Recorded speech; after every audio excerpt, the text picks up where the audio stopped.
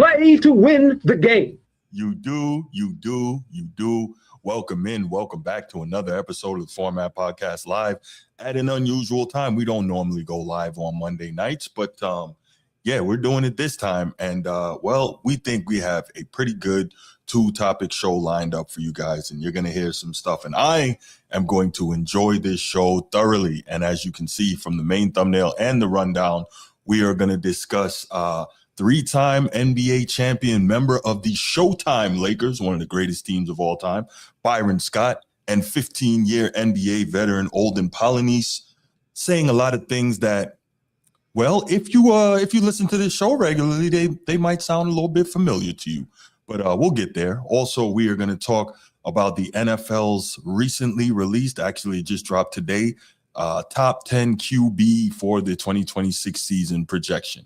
So that is going to be good. We are excited. If you're listening right now in the live, thank you so much for being here. If you're listening on replay, thank you for that as well. And joining me is the CFO of GTFO8, Steve Stevenson. What's good, Steve? How are you? Good to be here. Steve Stevenson. It's a pleasure. Hey, can I borrow a cup of sugar? No doubt. More like you. Bang, bang. No, we're going to have a good time tonight, y'all. We're going to have a good time. But before we get started, you know what it is. We got to give a shout out to the channel members, of course. Coach T, a.k.a. Laker Nation, very first member of the channel. Shout out to you. It's not that serious. Chief Sid Bubba, shout out to you. Shout out to you for all you've done for our great nation and what you do for this channel. And as well, shout out to the boys from Annapolis. Order Harms. Baltimore Brews was good. Steve, king of the chat. Nino, Sneed got what you need. Number one contributor. Micah, D-Ross 881, Red Wolf 31, and of course, the real Siberius.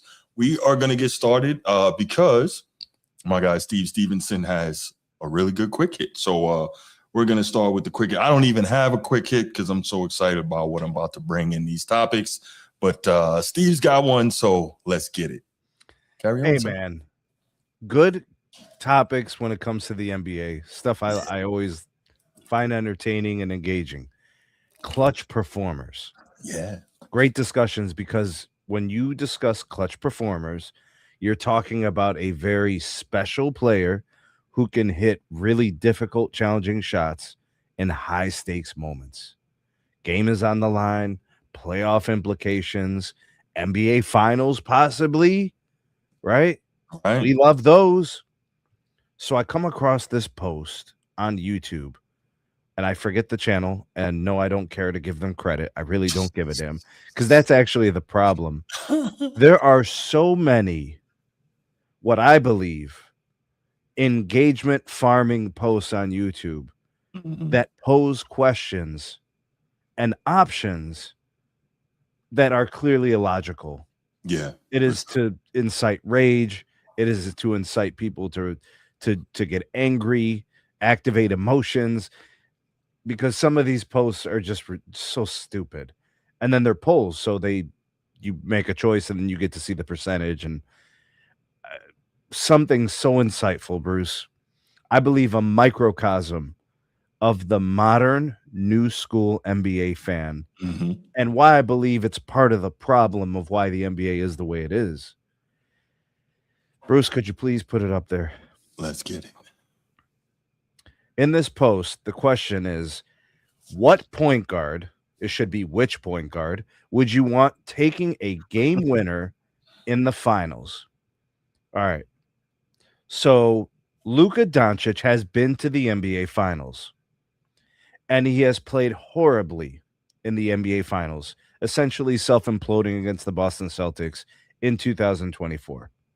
So we have seen that. Then we have prime Damian Lillard come in at 9%, who I think he was a Western Conference Finals appearance, maybe one, Bruce? Yes, right? That's correct. Okay, so he's definitely a clutch player. I've seen him hit some incredible shots. Oh, yeah, that's Paul George. When it comes to levels of difficulty, both Luka and Dame can hit some crazy shots. Sure. But that's not the question. It says, who would you want taking a game winner in the finals? So you're, in my opinion, I discounted those two guys. The only considerations are the two at the top. And then the option between Steph and Kyrie. And why they have to be prime, I don't understand. Because I think you could still apply these today. Mm-hmm. They would still line up, right? Okay. So prime Steph Curry gets 70% of the vote. And I think to myself, how does Kyrie Irving only get 16% of this vote? Mm-hmm. When this happened in real life. We literally saw it. Right. In 2016, in an NBA Finals game between Steph Curry and freaking prime Kyrie Irving. Mm-hmm. Kyrie hit that shot. He did. Steph had many chances to hit his clutch shot, and he didn't. Wasn't that MVP Steph too? That was unanimous MVP Steph. It was. Yes, it was. That was a 70-plus win Golden State team. That's correct as well. That was all those things. And Kyrie hit the exact shot that this poll is about. But 70% of the vote went to the guy who couldn't hit the shot. So we are living in a world, Bruce, that is ass backwards. Yeah. Where this thing actually happened. There was a game played that required a game-winning shot, and it was made by Kyrie Irving, not Steph Curry. But Steph is getting 70% of the votes. I can't reconcile this, Bruce. I can. I can't compute. I can. My circuits are about to fry. Walk me off the ledge, bro. No, I'm not going to walk you off the ledge, but I am going to explain how and why this is happening. This is the same world we live in where people don't understand what who's the GOAT means when they get asked that question and they merely name their favorite player. This is the world we live in where people say Paul George is their GOAT. This is the world we live in where we have people who are consistent listeners and viewers of this channel who said Carmelo Anthony is their GOAT. You see, people really don't understand the difference between my favorite and the best. My favorite and most able. People just go with their favorite. So Steph Curry is a lot of people's favorite player, and I'm cool with that. I get it. You know, he's exciting, he's flashy, more people can kind of identify with him because he's the NBA is a league full of gigantic sized, abnormally large human men, right? Steph Curry, I think, is about 6'3". So even though he's still taller than about 93% of the human male population, he's still a guy that's much more identifiable because he's a smaller NBA player, right? So with that, Kyrie Irving is small. Say again? Kyrie Irving is small. This is true. But I say that to say he being Steph Curry is a lot of people's favorite player. And so people weren't able to make the proper distinction between who is most able to make this shot, even though, to your point, Steve, we saw this play out in real time. Against each other. Kyrie One guy hit the shot and the other guy didn't. And Steph Curry could not shake Kevin Love to get the shot off, which is really weird, right? You're talking about 6'3", about 200 pounds. And a flat-footed power forward. Yeah, 6'9", 230, 240. Like, the physics alone should have been able to shake him free to get that shot off. But not the point. The point is, very few people, apparently, in the modern day are able to distinguish between my favorite and the best. And so, despite the fact that we saw also, to that point, there's a lot of people, and you know this, who are able to completely ignore what their eyes tell them for what they believe, right? We see it in politics. We see it in sports. Your eyes can tell you one thing, right? But you're going to lie to yourself, though? Yes. Look at all these people who say LeBron is better than Michael Jordan. We'll keep it sports. If you see them both, there's no way that you could possibly say that. There just isn't. So that's what we have going on here, Sneed, is that Steph Curry is many people's favorite. And we also got to remember, too, the media over, a number of years did a great job turning a lot of people against Kyrie Irving. So even though he's an incredibly skilled player who has done a lot of, amazing things on the court, a lot of people don't like him. So that plays into it as well. That's what's happening here. That's all. But they'll say things like Kyrie Irving is the most skilled player they've ever seen. Well, we also know a lot of people say a lot of things that don't reconcile with a lot of Why? other things Yeah. they say. Why do we do this back and forth? Like, why are we? How do you speak out of both sides of your mouth? You know what it is? It's for whenever a lot of people say things that work for whatever's convenient at the moment. And then you ask them, well, wait a minute, you said this. No, don't, right? And then they move the goalposts or come up with some other nonsense. That's what people do, right? Think about it. I'm going to use myself as an example. What do I always try to do here? Consistency, right? If I'm wrong, I'll say I'm wrong. If we get new evidence, legitimate new information, then, we can change our stance. But I try to be consistent. Most people have no concern whatsoever for that. They just say whatever makes them feel good in the moment. That's all. That's what we got going on here, man. I'm trying to tell you. Yeah. It really, the only reason it bothers me, Bruce, is because it happened in real life. Yes. And these people are lying. Oh, for sure. Well, you know what I'm saying? That's what this really boils down to, because they put up players, one who has never been to a finals. The other one got his ass kicked in the finals. Mm-hmm. And then the other one beat the other one in the finals on the shot in question. Yes. In the most clutch moment in NBA history. Yeah. Ray Allen, anybody? Bruce, this was game 7. Well, that's true that it was game 7, but the Ray Allen shot, if he doesn't make that series is over as well. So it might as well have been game 7. Bruce, that was a difficult shot. Of course it was. Nobody made a field goal for 5 minutes. I'm just saying there's an argument for the Ray Allen shot. It was the comeback was going to fail without that shot. Yes, but I'm just saying there's an argument for the Ray Allen shot. If you remember, I know you remember that the court was already taped off. The trophy was literally in the tunnel. They were just waiting for time to run out so they could bring it out. And Ray Allen, gets the tap out. I'm not, and the thing is I don't even want to discredit that shot at all. I can't. That was incredible. That is a huge shot, but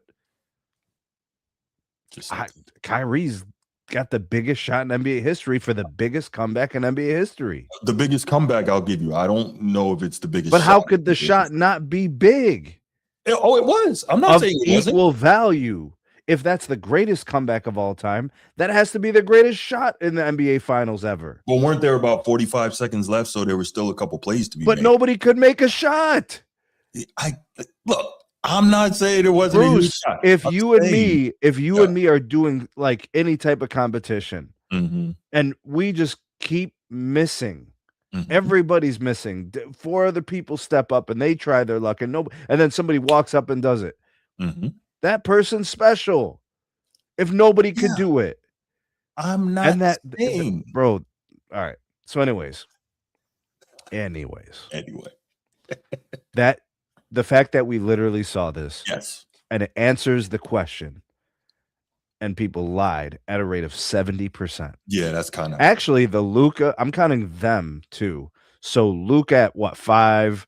Dame was at 8. That's 13 plus the 70 for Steph. That is 83% of people lying.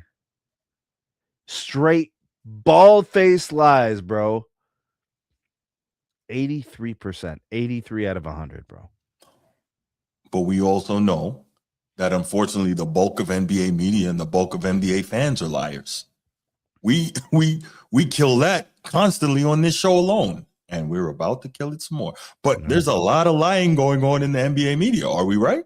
It's probably the among worst. NBA fans, yeah. It's probably the worst. I think actually, you know what really bothers me? Fans propagating the media lies.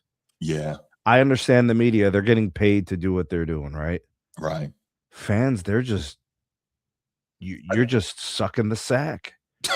You're not even getting paid to do it. You're doing it for free. You're weird. Wow. I think Sneed is because a lot of people aren't critical thinkers, so it's just easy to parrot the things that they hear. A lot of people that, and I say it all the time, a lot of people didn't Karis One have a song called Robots? Probably. I feel like that's that concept, isn't it? Yeah. There's a lot of that, man. Think a lot of people, and I say it all the time, they think that we just get up here, turn on the camera, and start talking. they don't understand what goes into it. And this is what I tell people. I'm like, listen, do the research, do the work. A lot of people don't. So it's much easier to turn on First Take or whatever show they listen to. Oh, okay, cool. And just repeat that, right? And don't get me wrong. If you hear some cool stats or whatever, okay, all right, that's cool. But like, they don't do the work in trying to prep these arguments. They just repeat what other people say. That's all. So it is what it is. All right, Bruce, we're primed up. We're ready to go, man. We're ready to go. Okay. Yeah. You gotta get a Jeezy soundbite. Yeah. White. Yo, Jeezy's so trash, bro. Don't do that, Bruce. Man. Don't, Bruce. He's not good. He's not good at rapping, bro. Bruce. It's all ad libs, man. Carry on, sir. Yeah, we can do that. Okay, people. Okay, so as you saw from the main thumbnail and as you see from the rundown here, well, first, let me do a shout out to Paul from the Basketball Show.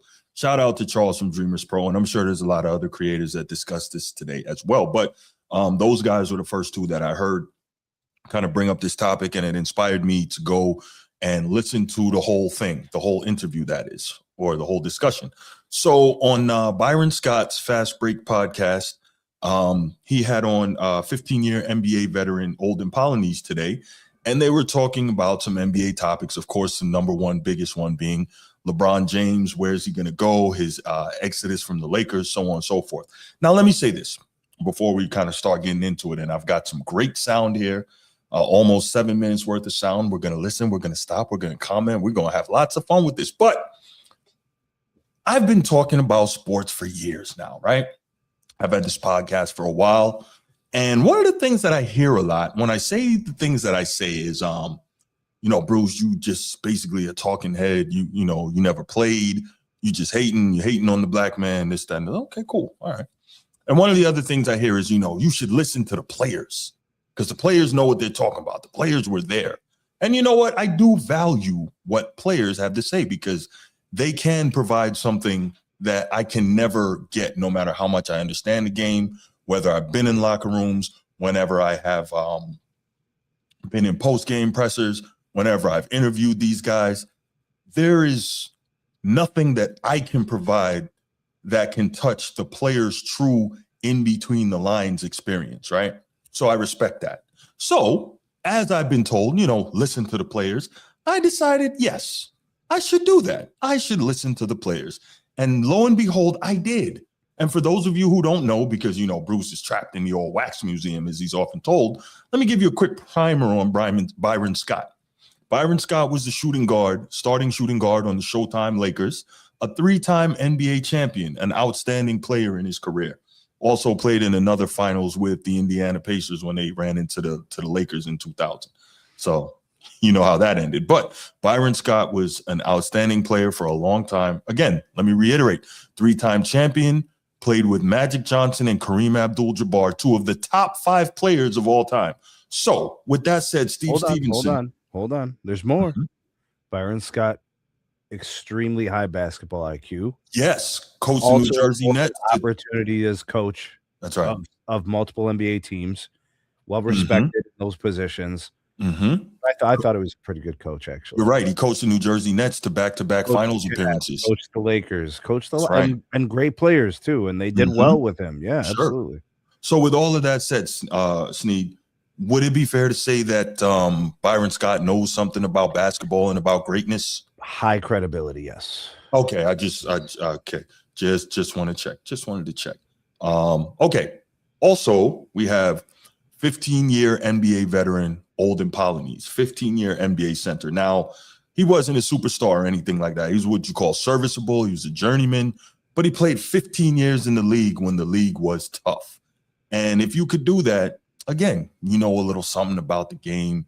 You've played against all the great big. He played against Dream. He played against Zoe. He played against D-Rob. He played against Mount Mutombo. He played against all these guys, right? He might have just missed Kareem. He played against Mark Eaton. All these, all-time great bigs. He played young Shaq, Alonzo Mourning, all these guys. Olden Polynice came into the league in 87, 88. So there you go. So he caught right at the end of Kareem. So he did technically. Yeah, but he was in the golden era of centers for sure. Mhm. Yeah. Sure. So, played 80 plus games, Mhm. 85% of his career. Mhm. Mhm. That's pretty That's pretty impressive. good. Yeah, Yes, that's a it tough is. dude, bro. 81, 82, 82, 81, Mhm. 76, 79, 79, 80, 82. He's got a couple of injured seasons. One's 48. No, that was a lockout year of 31. Got a couple in the 30s for injuries, but he workhorse. Yeah. Back then, that's what you had to do. Reliable. So this is interesting. Remember, I started off this soliloquy, Steve Stevenson, by saying I've been told many times that we should listen to the players, right? And it's amazing. We have people in the chat right now who are denigrating those same players that we should listen to. Amazing how that works. But okay. Anyway, I think it's time for us to let's start playing the sound from the episode of the Byron Scott Fast Break podcast. And you know what we'll do, Sneed? We'll stop and start and give commentary as it goes. Sound good? Mm-hmm. Let's get it. Let's get into this. Let's talk about some LeBron James. You guys down with that? Why not? Why not? Who? LeBron James. Oh. So he's still a free agent. Normally by this time when he went through his free agent process, he kind of dictated where he wants to go. Oh, yeah. I don't know if that's the case today. You don't know if that's the case? I really don't know if that's the case today. Listen, again, we're going to get a whole lot of LeBron lovers that's going to be hating on us because of the fact of the matter is this. Listen, 10 years ago, yes, every team was calling to get LeBron James on their team. Yeah. That was 10 years ago. Now, Rich Paul and company, they making all the calls to see who's interested in having LeBron on their team. So let me just answer this real quick. Young Disciple, what's good, brother? Good to see you in the chat. Appreciate you as always. Very interesting. So the question is, where have we seen that Byron has a high basketball IQ? Well, he coached the New Jersey Nets to back-to-back NBA finals. I'll just leave it there. Those weren't, extremely talent-laden teams. Those had good players, but not, super rosters. But, hey, I guess he doesn't know what he's doing. But let's go ahead. Hold on. Sure. Byron Scott possesses a high traditional basketball IQ as an individual player, talent developer, but his most impressive trait is a strategic basketball IQ, where he was most respected for his head coaching accomplishments and his resistance to modern analytics. 3-time champion with the Showtime Lakers, as you mentioned. Tactical decisions across the board for him have found a lot of success. And I think probably the fact that he was so good at coaching so early, probably a feather in the cap. He was always a master of fundamentals. I don't really think he's supposed to be questioned. Now, if you want to question a take of his, fine. But basketball IQ, no. Yeah, well, there we go. All right, let's continue. This is interesting because I love what I'm seeing in the chat here. I'm seeing two people making a concerted effort before the commentary has even gotten started to denigrate Olden Polynice and Byron Scott. That's very interesting how that works, but let's carry on. Again, guys, we got to understand that the guy's 41 years old. Yep. Been in the league 21, 22, 23 years. Incredible career. It's an unbelievable career. Now, you just heard that. Olden Polynice, incredible career. Byron Scott, unbelievable career. But, they're not doing enough of what some people want them to do. So I guess this is going to be hating. But let's continue. Still playing at a high level. Yes, sir. Nobody's saying that he can't play, Right. another year or two in this league. But as far as teams that are looking at him right now, the teams are also saying, all right, we're going to take him for 1 year, maybe 2. And do we want to take all the other shit that goes along with it? I know somebody who said that before. Just saying. Bruce Hope. Just saying. I mean, but hey, we're going to listen to the players, Steve Stevenson. We're listening to the players because they've been there and they know. Let's go. What's the other shit? All the other antics, the people that's working with, Rich Paul and all those guys and all the other stuff that goes along with it. Bronny James? Bronny James. You have to get Bronny James out of his Laker deal. So there's a lot of layers to it when you're talking about bringing LeBron along. You know, we all know this for a fact. He ain't gonna go to another team and say, well, I'll come off the bench. You know, I'll be a role player, come off the bench. You know, he can still probably be your third best player or your second best player on the team. You can be successful. But the teams that we're talking about that really are looking at LeBron right now, so that, well, let's say what Rich Paul said, that are looking at LeBron right now, are teams that maybe can get to the next level. And that next level ain't a championship team or winning a championship. That's just my opinion. I know one thing. He is the king of narcissism. Whoa. Did you hear what Olden Polynese just said? Let's back up. Let's back up, shall we? Narcissism. Olden Polynese said, I know one thing. He is the king of narcissism. I remember hearing that somewhere before. You ever remember hearing that, Steve Stevenson? I hear that quite a bit, actually. Yeah. Just saying, you know. I hear a lot of people say that. Yeah, a lot of narcissism going on, but we'll continue. Because, listen, this man, again, the haters, like B said, I welcome y'all because I'm trying to get to 1 million. All right? I'm trying to get to 1 million haters. So I'm going to say this with Cat Williams type of love and respect. The man is great. 23 years. His numbers speak for themselves. Again, the man is great. His numbers speak for themselves. Sounds a lot like you, bro. But I didn't play. You know, I don't know anything. I didn't play. I didn't play for 15 years in the league, so I know nothing. But I mean, it's just amazing to me how you can give him his credit for doing what he's done, but it's not enough unless it's never enough. I'll leave it at that. But when they brought Luka in, we knew things were different. In that moment, even LeBron and his crew knew things were different. He had to take a back seat whether he wanted to or not. The Lakers made it clear. It was not his decision to leave. So we've been seeing all these shows from the independent creators who've been exposing this whole business, the fake presentation that, LeBron let the Lakers know he was going and this and that. That was already done. But everybody is putting that out there and exposing it that the Lakers were merely kind enough to allow it to go out that way. You know? Well, I don't think, even with the way everything all played out and some of the stuff that was going on with within the public eye, right? Like there was clearly a disconnect between LeBron wanting to retire a Laker on his terms, like when he wanted to, versus the Lakers looking to kind of move with Luka and do things on their roster decisions outside of LeBron. Okay, Bruce, do you remember the meeting that they had? Team management, ownership, and LeBron wasn't there? Mm-hmm. It was reported that LeBron wasn't invited and wasn't there to the meeting. So that was an indicator that they were moving forward without him sooner than they probably initially thought. Mm-hmm. These are the pieces that I think Olden Polynese and Byron Scott understood. The only way someone doesn't get this is because they were covering their eyes and they were covering their ears. Yeah. But there were signals and signs of these things going on already. It's not, nobody should have been blindsided by these things. Mm-hmm. Bree, what's going on? Shout out to Brianna Bull. Bull knows ball. If you know Bull, you know ball.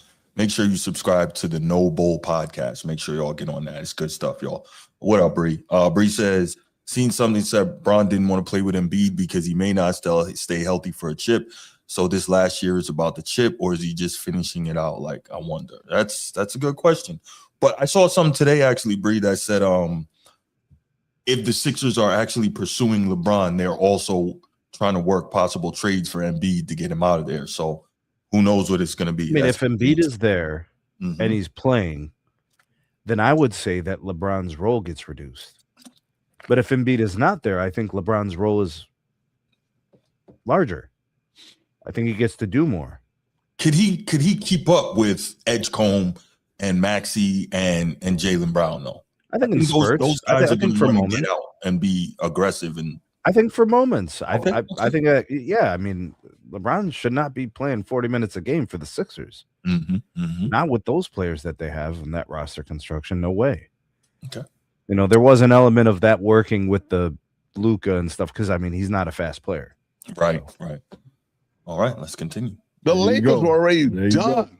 Mm. The Lakers were done. That 4-year 185 to Austin Reeves told you everything you needed to know. We are done. Okay. Thank you for 8 years, but we're done. We're moving a different direction. To your point, they're scrambling right now.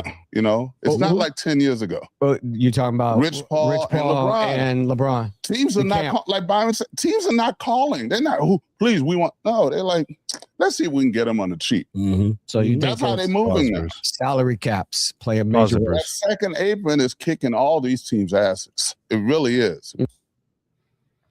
To that point, 10 years ago, Mm-hmm.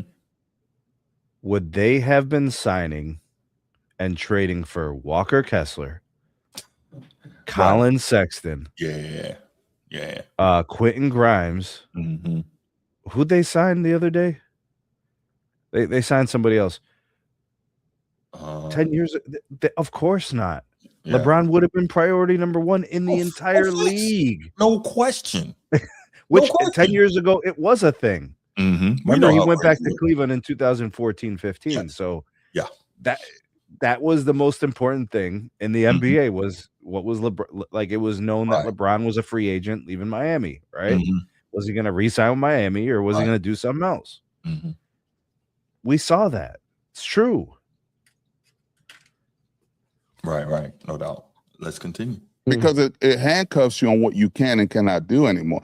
That's why the Jaylen Brown trade. Yeah. You know, it's not hate, it's just money. You know, we got to give you a ton of money. Even Austin Reeves needs to be careful right now. He's got that 185, but at some point in time, the Lakers, hey, wait a minute. Yeah. I need to get him from under this contract. Yeah. Let's also go back to what OP just said for a second when he talked about the Lakers were done, 2 years ago when they got Luka. The writing was kind of on the wall, right? And you got to get this organization, that purple and gold, which I love so much, so dearly. Me too. You got to give them a lot of respect for allowing LeBron to kind of make the decision, go out saying that he's not going to return when that decision was probably made a while back.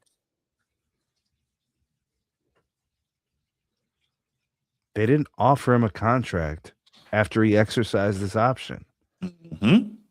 Right. They didn't offer him the extension, which is why he exercised the option. And then after that, they didn't offer him again. So, I mean, this is so ridiculous. And I'll tell you what's interesting here is, once more, we're supposed to listen to the players, but because these players aren't glazing, they're hating and they don't know what they're talking about. This is amazing to me now. This is amazing. I mean, and now we have Young Disciple in the chat saying it's speculation, as if Byron Scott is not extremely plugged into the Lakers organization. If he doesn't talk to people and he doesn't know what's going on. If LeBron was offered an extension, everybody would have known. Everything gets reported about LeBron. And think about it, they would have made sure, they being Clutch, would have made sure everybody knew that LeBron got offered the extension. Now we got Ed Dog because it would have been no 41-year-old has ever received X amount of dollars, X amount of years, like it would have been that moment. Right. So now we have Ed Dog saying, oh my God, we are listening to, I guess he's trying to say corner boys, who has not made an all-star or a top 75 player. Now, I believe Byron Scott's been an all-star. Could be wrong, but I'm pretty sure he has. But regardless, so now you see how the goalpost moves, Steve. I was told that we have to listen to the players because I don't know what I'm talking about because I didn't play. Fine. I got the players. But now, I got multiple time champions and NBA vets. But now we only, I suppose, can listen to players who are say the things, or top 75 players. But they have to say the right things. Mm-hmm. If they don't say the things they want them to say, it's invalid. Mm-hmm. Yeah. So Young Disciple, who basically knows about as much about this as we do, says they have no information on this situation. Somebody explain to me how Young Disciple knows that. Are we really going to sit here and assume Byron Scott is not extremely plugged in with the Lakers? Is that what we're assuming? Much more plugged in than we are. Just checking. Okay, just checking. All right. Let's carry on. Yeah, by the organization, but they said no. We're gonna let him do that, and we're just gonna sit back here and chill out. But OP's right. When they signed Austin Reeves, was on the wall. Can I say something? Loud. Absolutely. So here's the thing. Think about this for a minute.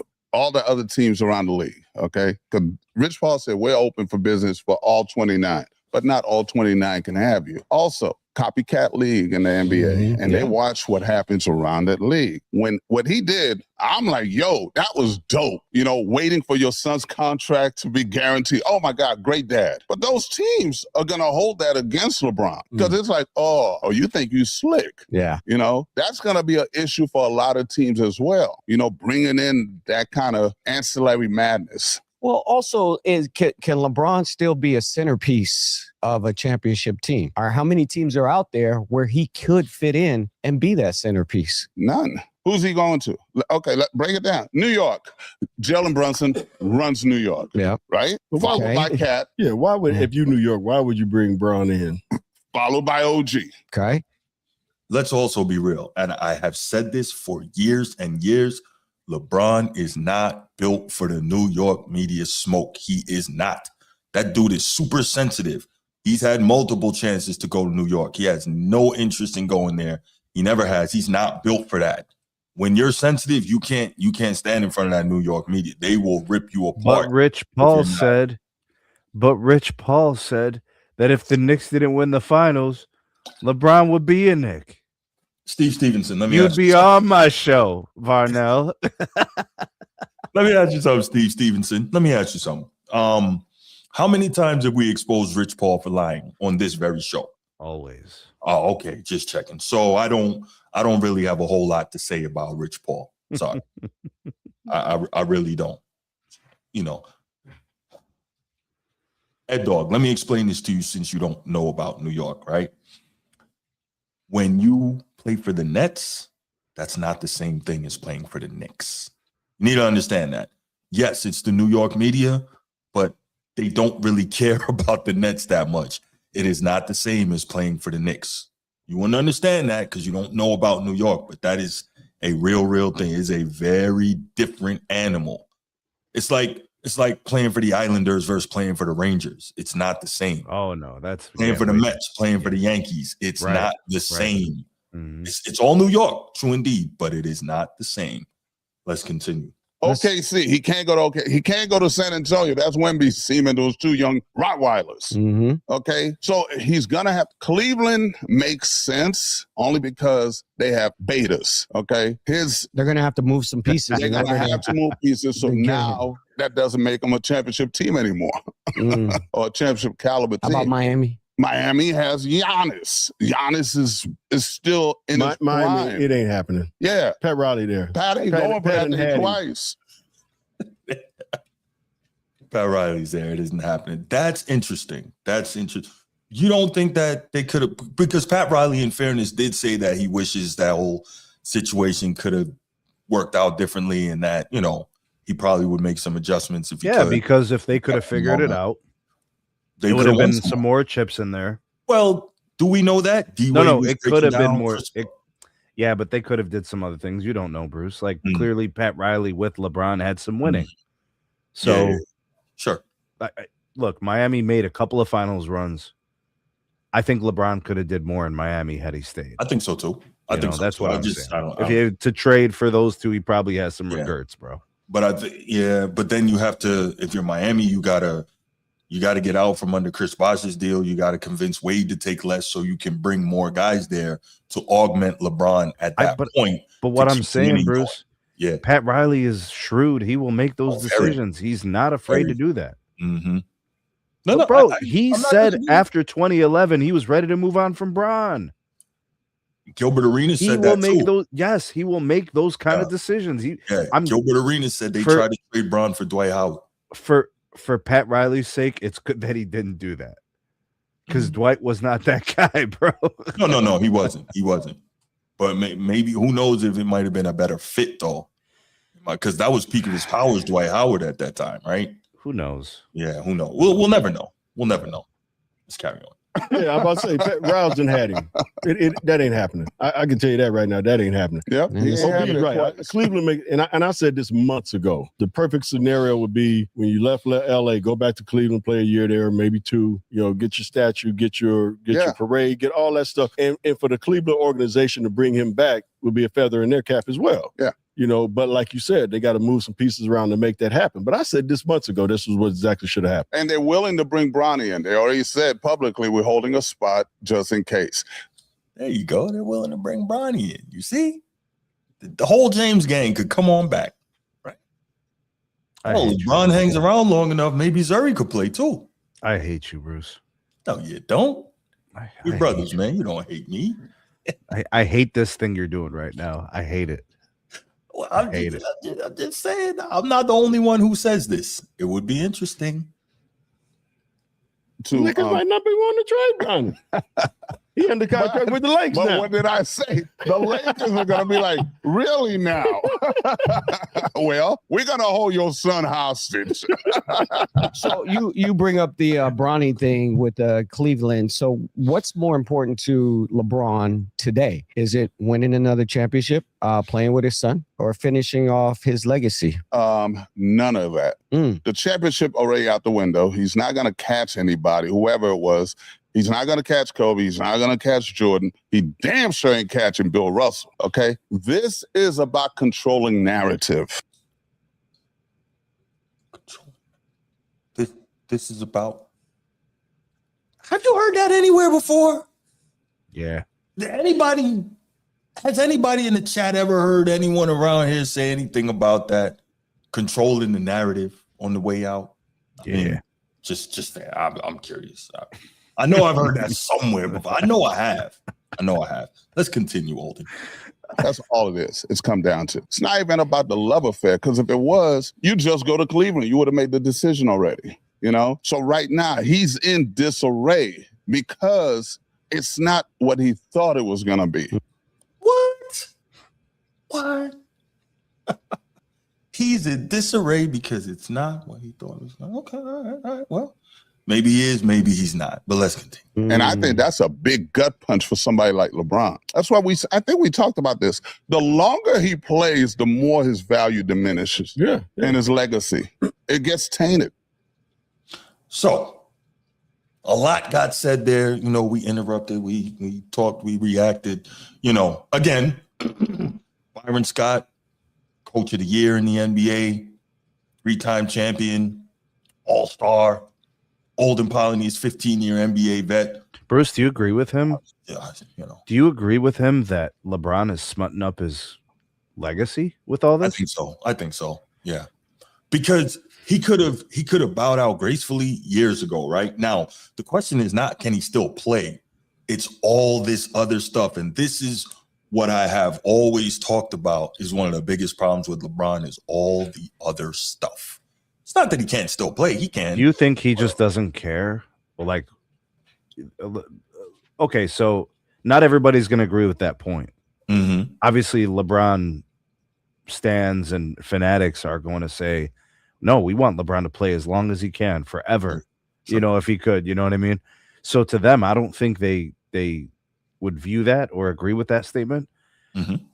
But I mean, I always felt like the longer you hang around when you're less wanted, just doesn't look good, bro. It looks like you're lingering, right? But now when he was playing well, then it's in those moments where you're like, oh, this guy can still play. He should keep playing. I'm a believer he should play as long as someone is willing to pay him. Right. But the league would have to collectively tell him we don't want to pay you anymore. Right. Because it looks like LeBron's really trying to keep playing. I mean, I'm hearing people saying things like he wants to play another year or two. Well, remember what I said, Sneed. And let me be clear here. I'm not saying that I'm always right. That's not what I'm saying. But I've said from the beginning of this thing, this is less about LeBron continuing to want to play and more about LeBron, again, controlling the narrative. He doesn't want it to appear that he lost and that he got pushed out. He wants to show that he went out on his own terms because for the last... But the Lakers' miscalculation, LeBron messed that up. Well, the Lakers were probably content with him retiring as a Laker last year. Yeah, for sure. So the thing is, like, what I've said is that, for the last 15 years since the decision, his whole thing has been player empowerment and me being in control of my destiny and control of every aspect of my career. And that's cool. But now it's keeping him from bowing out gracefully. So he has to continue to hang around here. He has to beg for a spot now. He has to find some place to go in order to show that, well, we controlled it. We decided where we were going to go and we went there, and now I'm controlling how. Which team has LeBron actually controlled in his career? Well, I think he's controlled Cleveland and he's controlled the Lakers. He's at a lot of the power. Lakers just said no more. Mm-hmm. So in that thinking, Bruce, you are implying he is fit to go back to Cleveland. In all seriousness, I do. And it makes the most sense because we know that he's about how things look, right? He's about the image. It makes the most sense in terms of closing the loop on arguably, one of the greatest careers in the history of the game. It just makes sense that way, right? You started there, you got busy, right? You moved into your MVP years there. You moved on to Miami. You learned how to win. You went back there. You delivered, right? As you mentioned, as we were talking prior to the show going on, you delivered in the greatest comeback in NBA Finals history, right? Hold on, Bruce. Who was the GM of the Lakers in 2020? Pelinka. Come on, man. Why are we doing this, bro? Come on, man. Because people just say, I tell you all the time, people just say things. It's all good, Ronsky. It's all good. Appreciate you. You are a member of the chat. Appreciate you. People, we value your opinion too. All right. So anyway, I'm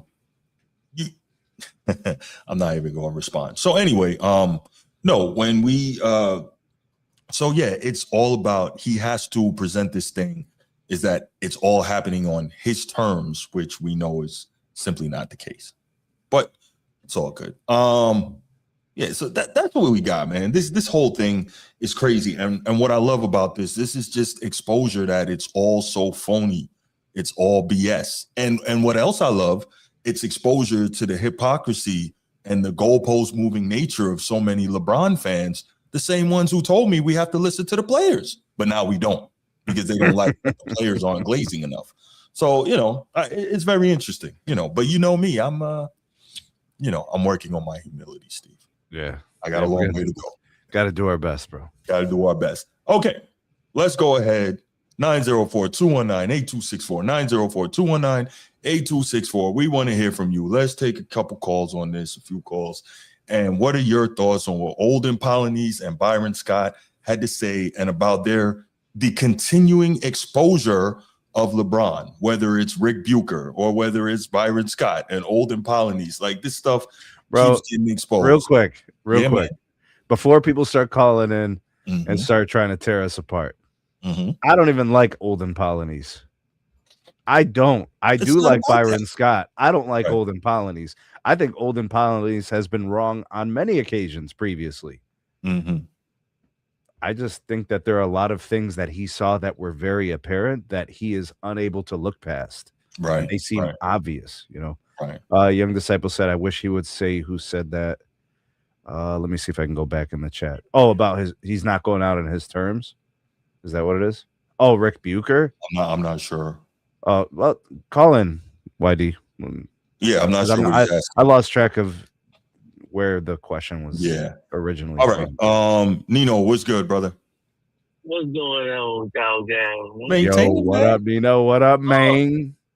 Man, trying to call it. I just think most of it was common sense.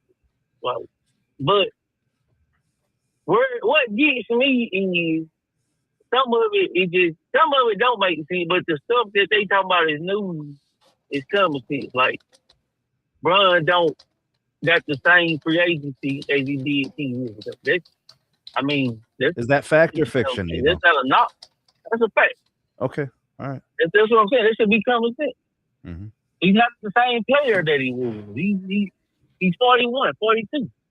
Oh, we know that, Nino. Sorry, go ahead. There's no player that had that at 41 that they had in their prime. It was a second player in the NBA. But go ahead. I'm sorry. Go ahead, bro. No, I'm just saying there's so many people out here who are still, trying to push this fake narrative that everybody in the league is clamoring for LeBron and that, it was LeBron's choice to leave the Lakers and all this foolishness, and it's getting exposed over and over again. And also, if you heard on Draymond Green's podcast, a couple of creators did some stuff on it too, where Jamel Hill exposed, that ESPN is phony and they have to play the party line for these leagues as well. Like, come on, man. But it is, it is what it is. But Right. go ahead. But what the Lakers? Well, y'all say that. We say that, right? The Lakers pushed him out, but we don't know the price now. I believe if it's true, like if I'm gonna stay here and I want this amount of money, then Lakers had no choice. Like, nah, we can't pay you that. You 42. But if the pay cut, what you telling he will take contending teams, then that could be false. Because Bron could be like, okay, I would play for a team that could win the championship for this. Mm-hmm. But who that Austin Reeves and Luka ain't winning no championship. Because we talk about this. Who was the best player in the playoffs when Luka was hurt? Well, Austin was kind of hurt too. Yeah, no, LeBron. The old man was the available player. Mm-hmm. Now he wouldn't have been better than. Hold on, he wouldn't have been better than Luka if Luka wasn't hurt. Right. We've seen year after year. We haven't seen Austin Reeves come through in them playoff moments. We haven't seen that yet. So it could be two things. What I'm saying, these guys don't know that. The main thing I took is what they talking about attention. I haven't seen Bron say nothing. I haven't heard Bron make, because he usually make a statement. I haven't heard one statement. Well, they still talking about Bron, though. So here's the interesting thing, though, right? He's not saying anything, but Rich Paul, of course, is doing all the talking all over the place, right? He was on Nightcap, I think either last night or the night before. He was on there for about 20, 30 minutes, talking all that stuff. But see, what happens is this, Nino, this is what you're missing. And I've given LeBron credit for this time and time again. He's the master of propaganda. He's also the master of any publicity is good publicity, right? There's no such thing as bad publicity. He has mastered that. LeBron doesn't have to say anything. He's sitting back basking in the attention. He is, right? Because he knows we're going to talk about it. But on the flip side, remember the other show I did where I said also, we created this monster. So it's not all on him. A big part of it is this media machine, myself included, that helped to create this. But we can't act as if because LeBron hasn't specifically made a statement that he is not, he's not milking this thing for all it is. Come on, man. We know how this goes, especially with the clutch guys. He doesn't have to talk because everywhere you see Rich Paul, he's talking. I don't get to keep cooking, Bruce, young disciple. I don't get to keep cooking. Oh, my bad. Okay. Yeah. I'm not on the team, so I don't get to keep cooking. That he made, basically, he didn't say this, but what he was trying to say was Bron gave him a start. But he put in so much of work, this and that. So Rich Paul is the guy that strikes me now. He might lie and stuff, but he lies a lot. We can't say that Rich Paul don't got his own mind and say whatever he wants to say and lie on his own. We just automatically put that with Bron. This go with Bron because Rich Paul said this. Let me ask you this, Nino. Let me ask you this, Nino. Do you think Rich Paul would say anything that LeBron is not in favor of? Let's try it that way. Because I get what you're saying. We automatically assume anything Rich Paul says is coming from LeBron. Okay. Do you think Rich Paul would ever say anything that LeBron doesn't agree with? Be real. Yes. When he said that about Austin Reeves, I don't think LeBron told him to say that. I'm not saying that LeBron tells him what to say. I don't think LeBron liked it. Okay. All right. When he said that, it ain't playing because people give LeBron a lot of credit, but see, why does LeBron get the GM nod when they say he's second the team? But when certain decision making, they don't give him a nod. Like Austin Reeves. Do LeBron get all the credit for finding Austin Reeves? Is that a LeBron find? That he kept him on the team, so hey, you gonna work out with me. I see potential. So you would think with LeBron doing that, he could say, yeah, I remember when Austin Reeves wasn't even playing, I told him, hey, he better than some of these guys, put him in the league. We don't say that. Said that about Bronny too, but carry on. That's exactly what I was thinking. I was thinking that exact same thing. I mean, Damn, now when we know I'm what Brother cooking, I was. don't never get a cooked Bruce. This is cold, man.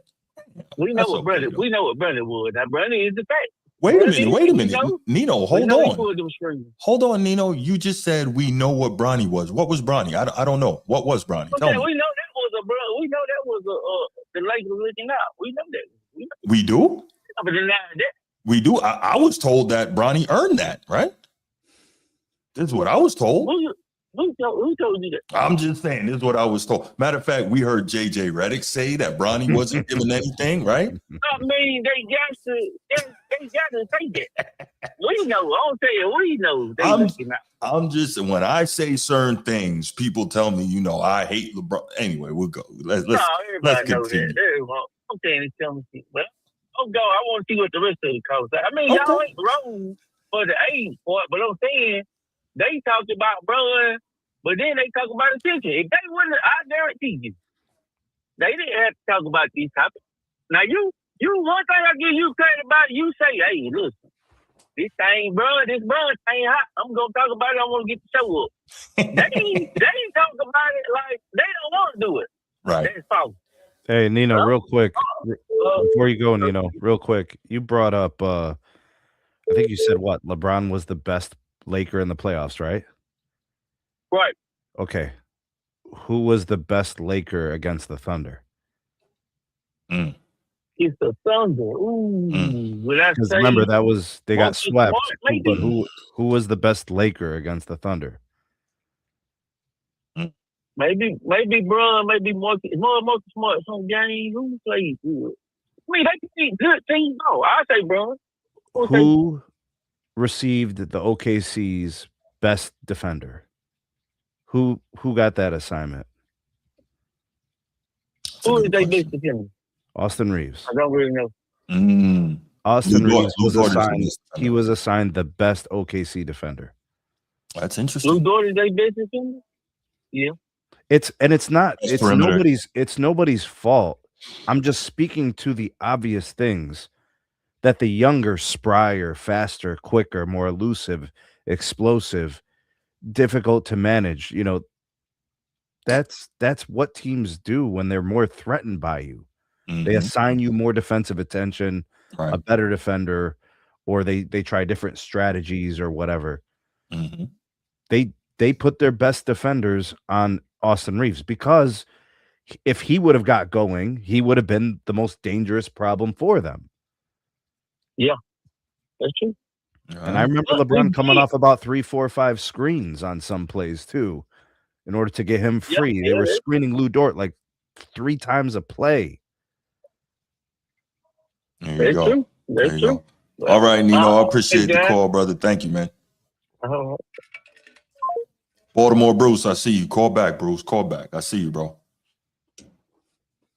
Yeah, this is look. I think at the end of the day, man. Look who's here, the king of the chat. I just don't want people lying, bro, because I saw the series. I know what the Thunder were doing. I know what LeBron can and can't do and what AR-15 can and can't do. I just don't want the lies, bro. Yeah, well, Steve, king of the chat. What's going on, man? Steve, what up? Not much, Bruce. What up, Sneed? What up, man? So, I just want to give a couple thoughts. Okay. I know you're probably gonna get mad, but I'm gonna try and be as nice as I can. I don't think Byron's a hater. I don't think anybody that's questioning a 41-year-old man carrying his son along as cargo for an NBA contract to close out his career to finish a documentary like it's a Lifetime movie. Like, this whole thing is the G word, and it's just stupid. Yes, thank you for not saying it. I think legends with that. I said thank you for not saying it. Oh, yeah. Yeah, it's definitely capital G word.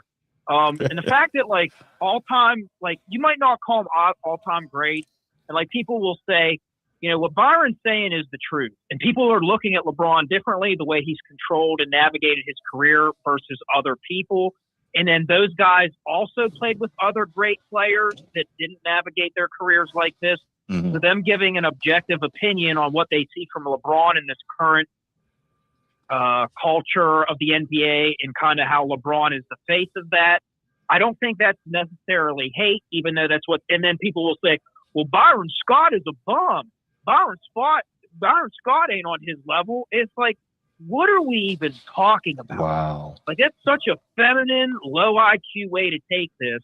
And it's like, can we just be objective? Where it's like, we've never seen a 40-some-year-old man like pretend like this is an 18-year-old's college recruiting decision where he's getting courted by, and people are leaving him DMs, and it's just like, it's like a 40-year-old single mother at the bar, like wearing a pound of makeup, and everybody's like, maybe back in your day, but like, you're not getting those offers now. Like, it's okay to get older and like pass the torch and let somebody else, kind of pick up the pieces and be the league. I just think it's actually sad.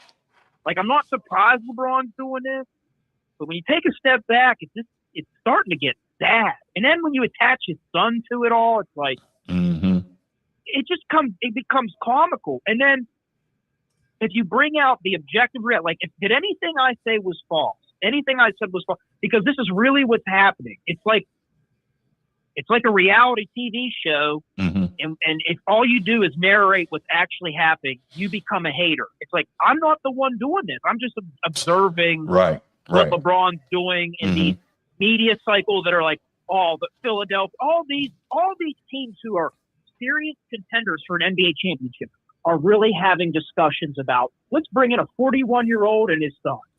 It's like, give me a break. This is stupid. It's stupid. Right. The thing is, I know I sound like facetious, but everything I said is objectively true. We're observing it in reality, and all I'm doing is narrating what we're going through. And I sound ridiculous because it is ridiculous. And then people will get me in the comments. It's he's just another hater. Byron Scott ain't on his level. Well, Byron Scott's an NBA champion. Three times. Like, what are we talking about? Like, but me on the internet or some Joe Schmo media part, like, we are on the level that we can twerk for LeBron and say, Philadelphia is really serious. We just brought in Jaylen Brown, and we're wondering if Joel Embiid has any gas left in the tank. But we're seriously considering bringing in a 42-year-old man and his son who can't dribble with his left hand. So I don't know. I think it's comical. There's a lot of things going around in the league right now that are like actually impactful. Sneed, I'm from Ohio. I know you're a Cleveland guy. I feel bad for you. I do think he ends up in Cleveland because of this weird, this like lifetime award movie celebration. Do you think they started filming his Last Dance documentary, Steve? He's been doing it. Cleveland. Yeah, no, it works. It works. Well, I appreciate the call, Steve. Thank you, brother. All right, Steve. All right, man. Have a good night. Bruce, I see you trying to get in. Come on, man. Come on, dial a number. You're supposed to be waiting with your finger over the button, so as soon as it opened up, you hit that, man. Come on. My man, the speed dial. Yeah, he's always off on the timing. Like when I used to call in radio shows, like you gotta be ready. Yeah. Or you just keep calling back over and over. See, Bruce talking about, can I get in? Can I get in? And he keeps missing his opportunity. Chief, what's going on, man? See? What's going on, Chief? Oh, I guess he hung up. Come on, Chief. All right. Okay, look, man, we're about, we're about 10 seconds from moving on to the next topic, y'all. It's about to be a wrap. B More wants to call in. Come on, bro. He does, but he's now on top of it. Chief, what's going on, man? What's going on? Maintain, brother. See, look, now Bruce is calling. I knew he was gonna do that. Yeah, and I waited for Bruce, and I hung up for my guy. I'm damn, that's good luck, bro. Good luck. Okay.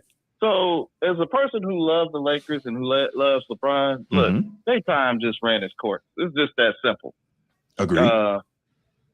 And I don't think Byron Scott was just really saying what how the Lakers really felt. It's time to move on without LeBron. Now, and you know what? And LeBron got to move on without them. It's just that simple. It's that simple. And I love Bron and everything. And he's probably going to be better somewhere else. But he's just not. They just don't work there. Oh, my goodness. No doubt. No, you're right. You're right. Yeah, I mean, a lot of people can't accept that, though. I don't know why not. Maybe because you got two messy sides, though. Do you? Yeah. Yes, you do. Oh, yeah. You don't think Rob and Jenny them? No, they hadn't done everything right. And I'm a Lakers fan. Mm-hmm. I have to. They made some terrible, bad decisions. Okay. They did. From the top, they made bad decisions for years. Mm-hmm. Now, if you bring in LeBron James because I just say Russell Westbrook, you could have done what you wanted to do. Mm-hmm. You did it before when you didn't have Ty Lue as the coach, but then all of a sudden we'll give LeBron. No, it works both ways. You can't. If you give Clutch the power, then they execute it. You can't get mad at them.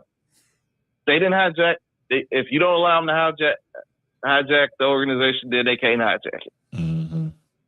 So it goes both ways. It could have been handled better. Like with Rob, oh, you ain't Kobe, and then LeBron, he wanted $50 million. Nah, they like drama there. It ain't just Bron and Clutch who love drama. The Lakers love drama too. But from a basketball standpoint, you did your 8 years, you ran your course, you got your championship. Time for both of you to depart. It should have been better. I think LeBron deserved better leaving. The Lakers deserved better as well. It was just messy on both ends. Right. Yeah, that's all I got to say. My boy Bruce, I'm letting Brucey go ahead and get in. No doubt, man. I appreciate the call, Chief. All right, Chief. All right, man. Bruce, man, call, man. So it's gonna be Bruce and then YD. I guess so. By the way, let me say this. I gotta say this. Y'all are not gonna get this, but when I say it, it'll be understood. You could run, but can't hide from the Bietas. What up, my brother? What's good? Oh, I saw him earlier in the chat. Yeah. That's my G from like 06. We were in the army together. What up, Bruce? Good evening, fellas. Be more. What up, bruh? I'm gonna keep it quick. I'm gonna keep it brief as possible. I'm answering to the guy. I'm answering Byron Scott and older Polynice, right? Who I respect. He was a veteran league. He played about 12 years. 15 years. In the tough times in the NBA, he played against some of the best. No scrub. But when he said, was he the one who said LeBron was a narcissist? Yo. What great man throughout history wasn't a narcissist or had an ego? You tell me one.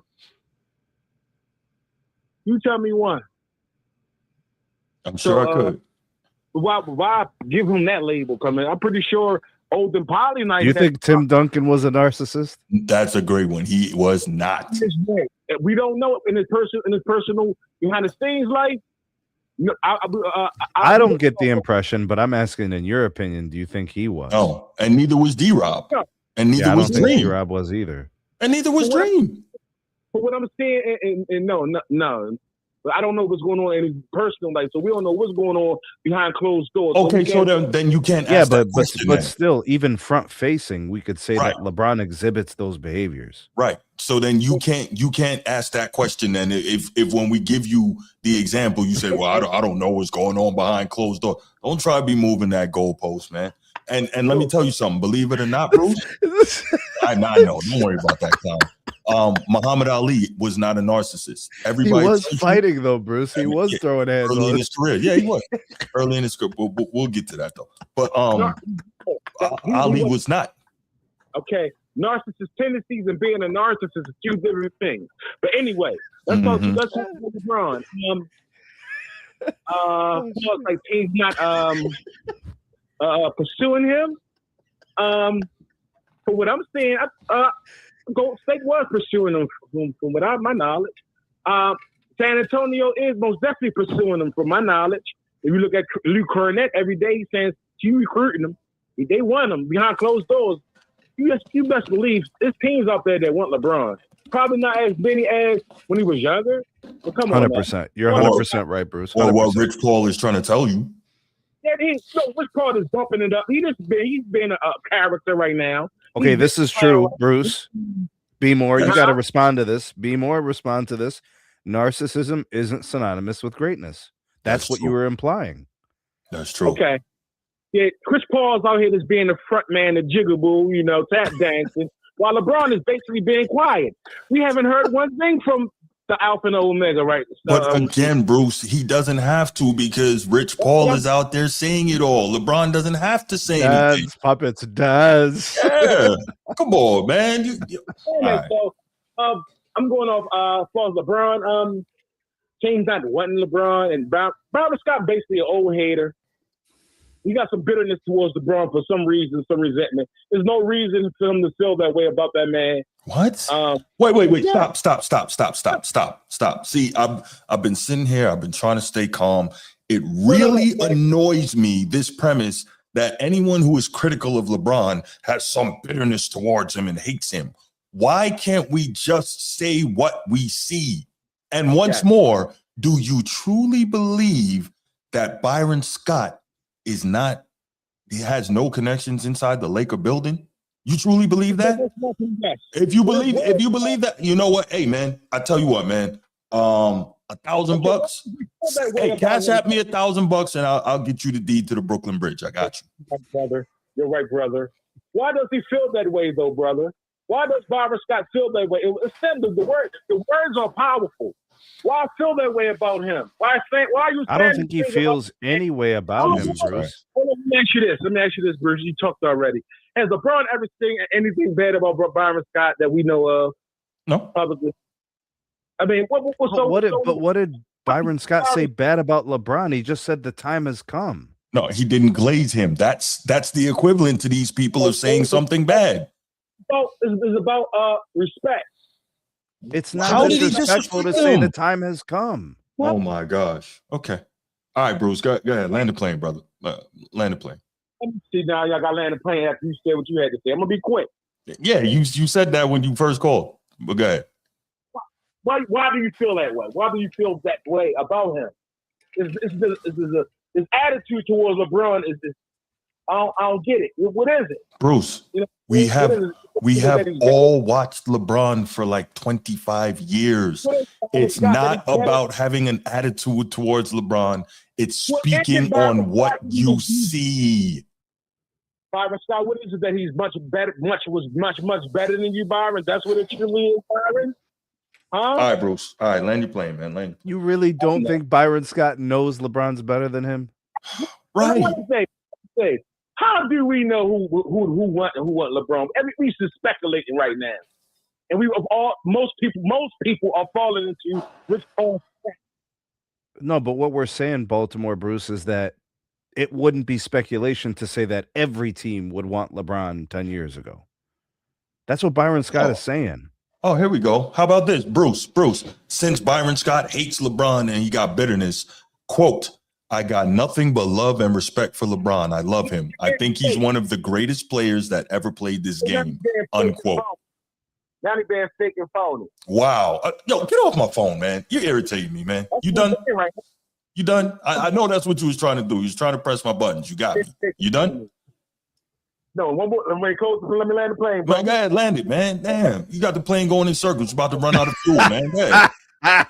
You know, like when it's stormy on the ground and they can't land. This is what's happening. Activate the altimeter, bro. Go ahead. Yeah.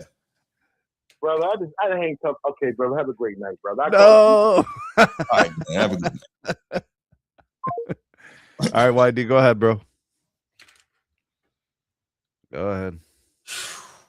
Only YD on this topic. No more after this. We got to get to this QB one. Yeah, man. YD's That's the big one. one. Yeah. That's the big one. Here we go. What's up, YD? Hey, what's up, bro? What's up, man? Hey, I want to piggyback off what Bruce was just saying. I think it's some underlying thing. Like Byron Scott, like he, and I think it all goes back to when Byron Scott was was hired to be the coach of the Cleveland Cavaliers, and he thought he was gonna be like coaching LeBron. Like, to me, ever since then, like every chance he gets, like. And Bruce, I want you to stop like acting stupid, like Bruce, because you do the same thing, bro. Like you wanna highlight and make everybody be quiet and turn the volume all the way up when these dorks when these insecure ass dudes who already had their time in the sun. Like you want the whole world to hear them say that he's had one of the best careers. Hey Bruce, let me explain to you, bro. Bro, like we're not stupid, my nigga. Like we know when somebody is saying something only to set up what they really want to say. Like we're not stupid, big bro. So YD, are you implying? YD, are you saying that those are kind of like backhanded compliments? Yeah, that's exactly what they are, bro. Can I ask you something, YD? Can I ask you something? I mean, go ahead. Okay, cool. I know you've seen a quarter, right? I know you've seen a quarter. A quarter has two sides, correct? Yeah. Right. One side is heads, one side is tails, right? Thanks. Okay, good. I know you've also seen yin and yang, right? Yeah. Right. Light and dark? Yes. Strong and weak? Pepper. Well. Good. Salt and pepper. That's another good one. I say this to say everything in life has two sides, wet, dry, whatever it is. Everything's got two sides. Why is it that it bothers you so much when people... No. It clearly bothers you. You're demonstrating this. Why does it bother you so much if someone compliments LeBron but also criticizes? He's not perfect. So why can't we say, while he has had one of the greatest careers of all time, while he's an all-time great player, these are also the flaws. These are the other things that we see. It bothers you so much when you hear someone criticizing. Why? Bro, will you stop that? No, I'm not. I don't have to stop because I see it. Bruce, yeah, okay, cool. I'm gonna show you how much it feels, how much it bothers me. It bothers me so much, bro, that I tune into your show to watch you do it all the time.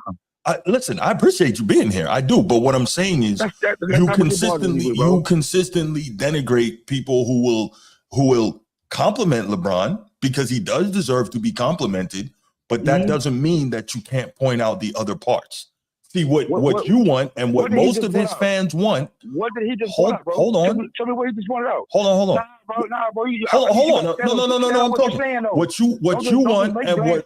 Hold on. What you want and what most of his fans want is for us to come on here and sit here, and I say it all the time. You know this analogy that's coming. You want us to behave as if he walks on water, heals the sick, and raises the dead. I can't move like that. That's not me. I'm going to give both sides of. About you. See that right there? You just exposed yourself, bro. We talking about Byron Scott. We ain't talking about you. No, because you. No. We are talking about me because you just said. Hold on. You just said you tune into my show and watch me do it. That's talking about me. Yeah. Right. Yeah. So what I'm doing is responding to that. Now. No, you're not, big bro. You've been doing it the whole time you've been on the show. Bro, you've been using, and then, bro, this is what really is nasty work, bro. Okay. Like this is, bro. I'm talking about nasty work, bro. I'm talking about like gas station bathroom nasty work, bro. That you're buffering your points using older polity. What? No. Hold on. No. I can't tell you how many times I've been told that we gotta listen to the players. Listen to the players. Bruce, you don't know what you're talking about. Listen to the players. So if a 15-year NBA veteran has no idea what he's talking about, huh? A 15-year NBA veteran who has played against arguably most of the greatest players who ever played, right? Yeah. So he knows nothing about what greatness is because he's not one of the great ones. Come on, man. Stop it. Yeah, not cool. Now you heard what you just said, right? You heard hey, come on, Bruce. Don't get quiet over now, Bruce. No, I'm listening to what you said. Yes, I heard what I said. Go ahead. Yeah. So what you're doing right now is, bro. This is I don't know why Sneed isn't stopping you, but since he didn't, I'm gonna take this opportunity to go ahead and put you in that pot. Go ahead. So what you're saying is that this is the time that you're gonna take what people say as far as listening to the players. This right here, like the time where you think that you can run a victory lap, nigga, on behalf of well, something got to do with LeBron. But you know, Bruce, like what you just opened yourself up to is like player polls, what play how players rank LeBron. Yeah, and you see what I'm saying? No, you're right. You see what I'm saying? No, and listen, I always think a step ahead, and you know what? Most players still rank Kobe ahead of LeBron. Hold on a second, Bruce. Hold on. Ahead of LeBron. 1 second, Bruce. 1 second. Hold on, Bruce. Some players rank LeBron very highly. Absolutely. Giannis has LeBron as the GOAT. And some rank Kobe higher or MJ higher. And that's fine, bro, because that becomes a subjective evaluation of who their preference is. Sure. And they'll say, like, oh, I think he's better. Right. You know, I played against him, so they might say something like that. You know what I mean? But Sneed, peep this, Sneed. See the difference in what you're saying, and I wholeheartedly agree with what you're saying. All those players that we're talking about, like especially like I'm saying that's in this era or the era before. The difference in what Bruce does is Bruce has like Bruce. I'm sure he has Kobe somewhere in there, but he has LeBron nowhere in his top 10. The players that we're talking about, yeah, they might have Kobe over LeBron, but I guarantee you they got LeBron right after Kobe.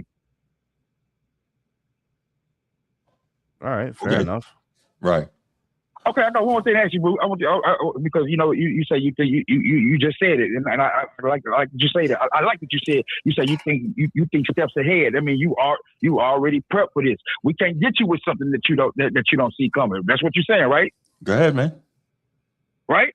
Go ahead, brother. Okay. I'm just gonna outline a few things, and y'all tell me, is this like regular? Is this what players will say about an all-time great, like going out? Where we've seen a host of all-time greats exit out this league. Byron Scott on Power 106, telling LeBron, pack his bags, get the hell up out of here. That's one thing. You think that's regular criticism? What would we call Byron Scott? I would call him a marginal player. That's what I would call him. No, he's better than marginal. He was better than marginal. So what would you call him? I would call him a very good player. He was better than marginal. Very good. Okay, very good. Very good. The second thing, Byron Scott criticizes LeBron over era comparisons, says he's a great player, but a lot of the things he says are laughable. Like you think that that's a shot that Byron Scott should be taking at an all-time great? Why can't so this? I don't have any objection with him saying that, none whatsoever, because Byron Scott knows what greatness is. Wouldn't you agree? Yeah. I'm sure he does. He know he's not. All he got to do if he want to know what greatness is, the only thing he needs to do is stay out the mirror. I'm going to the next thing. Okay, fair enough, but that doesn't mean that he doesn't know what it is. Why would you? Magic, he played with Kareem. He played against Jordan. We can go down the list. Go ahead. Real quick, YD. Why would you have to say that about Byron Scott though? Like you're putting down his game, but he was a good player. Because the whole point is, as usual, you have to denigrate others to lift up LeBron. No, bro, I'm giving Byron Scott the same energy that he's giving. Like that. See, that's the thing. And while all this is going on, this is the crazy part about it. LeBron has never said one thing about Byron Scott. Okay. Well, we've already acknowledged that LeBron is the superior player, so he wouldn't need to, right? That matters. He wouldn't need to because we've already acknowledged that LeBron is the superior player. Like, there's no question about that. Bro, you came up in we came up in Jordan time, bro. Nigga, Jordan was superior, nigga, to all the players. That didn't stop him from talking shit. Well, he would talk trash to him on the court. He didn't talk about guys off the court. He talked on the court. That's a different thing. Bro, Jordan seen dudes at the top 75 telling them to find shorts right there. What are you talking about, bro? No, we're talking about public commentary. Come on, man.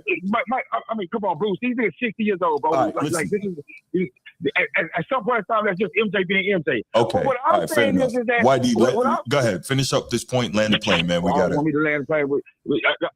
I'm just saying, when you buff for your points, bro. Like sometimes I'm just saying, as far as I go, bro. But like buff for your points, bro. Like with individuals that are unbiased, that don't have that. Okay. I don't. Hold on. Like, cool. Cause I'm gonna tell you, this is what Byron Scott has. Like, he has the.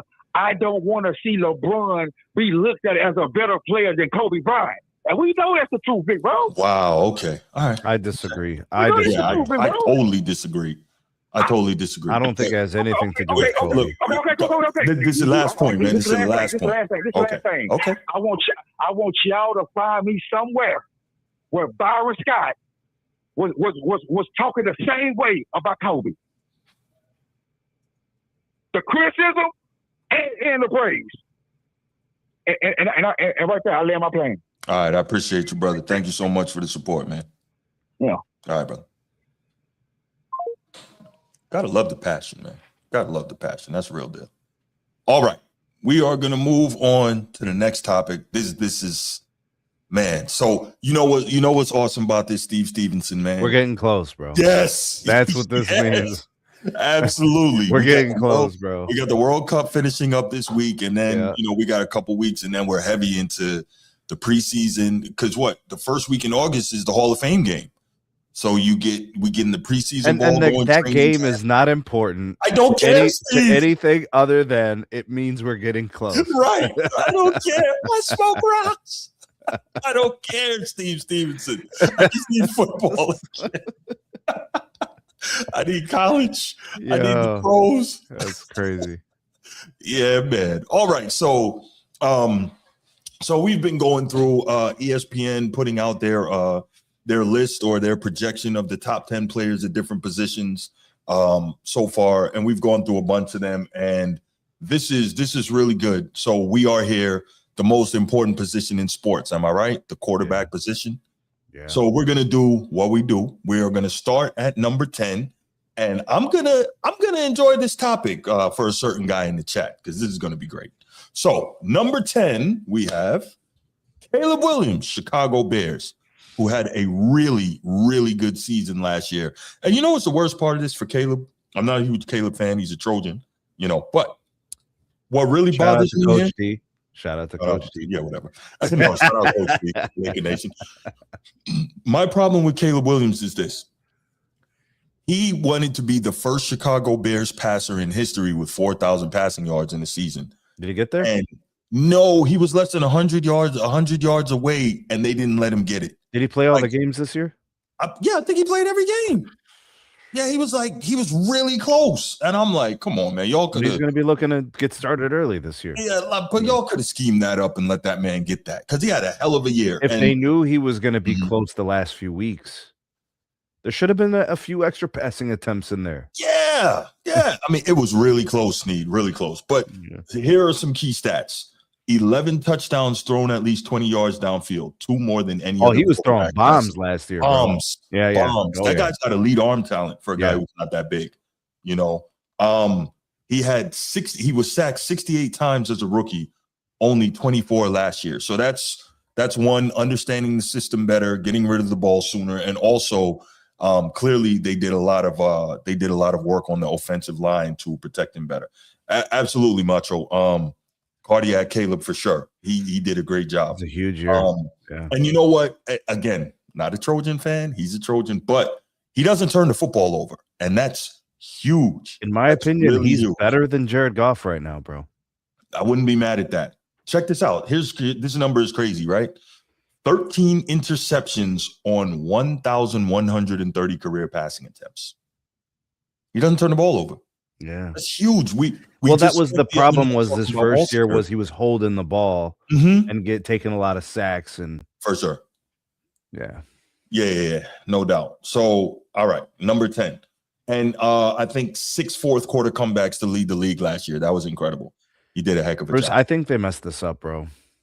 Do you? It's number 9. I think they messed up number 9. Number 9, Jared Goff. the guy you just brought up. So I think Caleb goes in front of him, bro. You would have swapped him.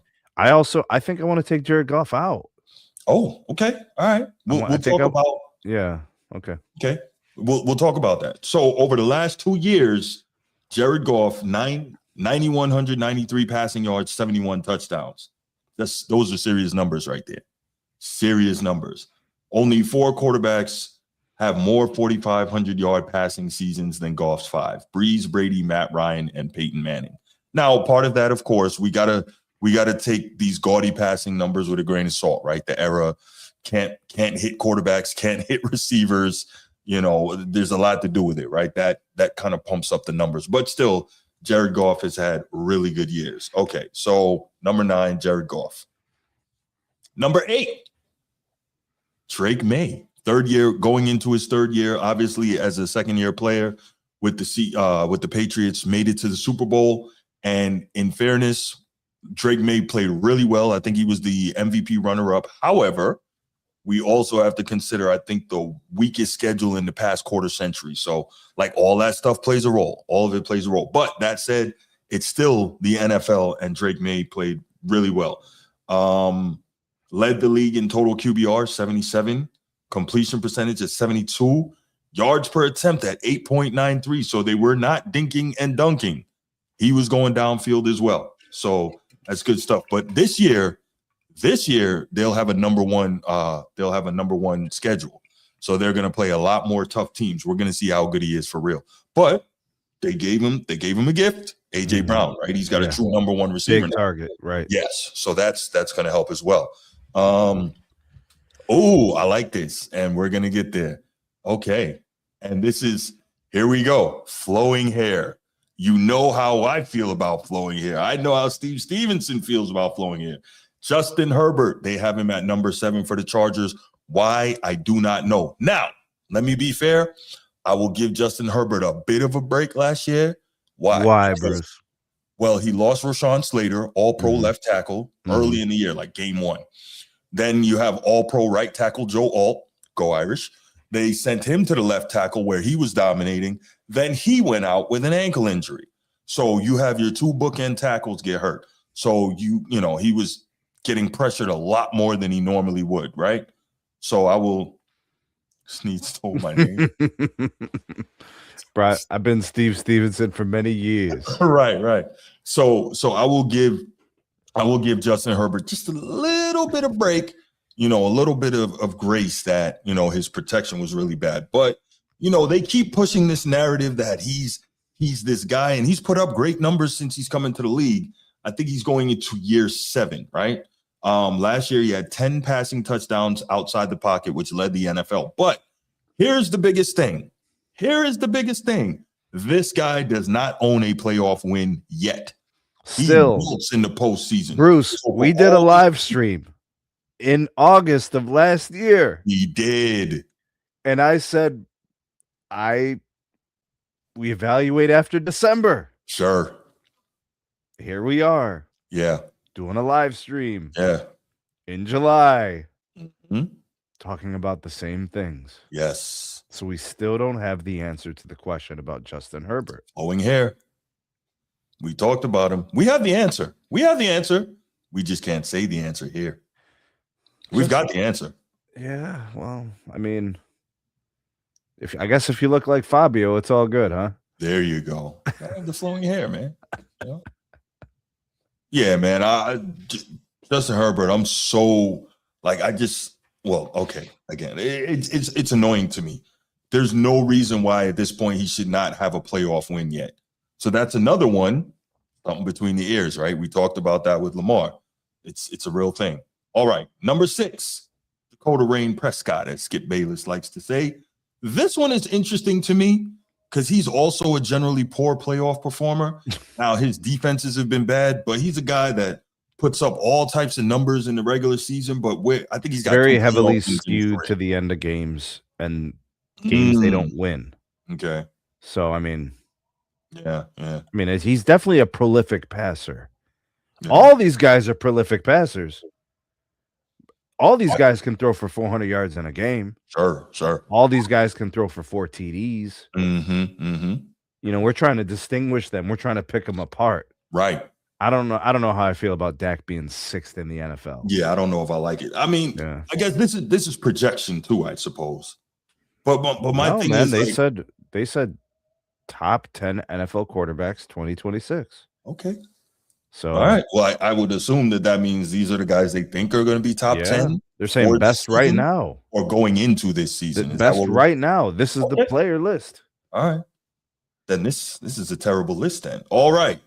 Number 5, the guy we talked about, Lamar Jackson, who is arguably the most talented quarterback we have ever seen.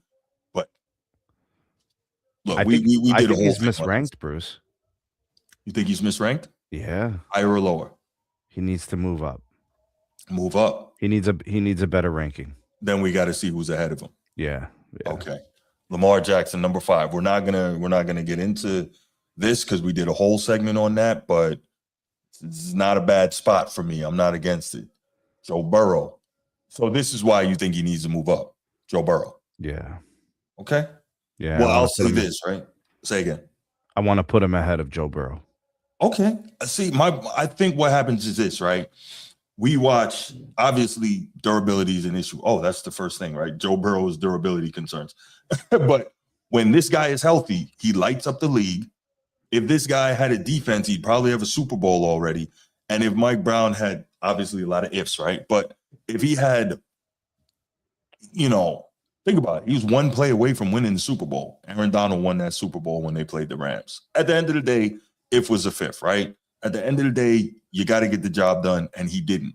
But I wouldn't blame that on him because he played as well as he could play in that game, right? He's been to a Super Bowl. He's been to another AFC title game. A lot of these guys that are above him can't say that, right? And so that's the thing there. The only issue with Joe Burrow is that we have injury concerns about him. So is Joe Burrow, mm-hmm. like in just quarterback skill and ability, is he an A+? Yes. As a quarterback, what is Lamar in those same measurables? Also an A+, but an A+ in a different way, right? Okay, I didn't even talk about scrambling. Now, Joe Burrow can scoot around a little bit, but he's moving to pass.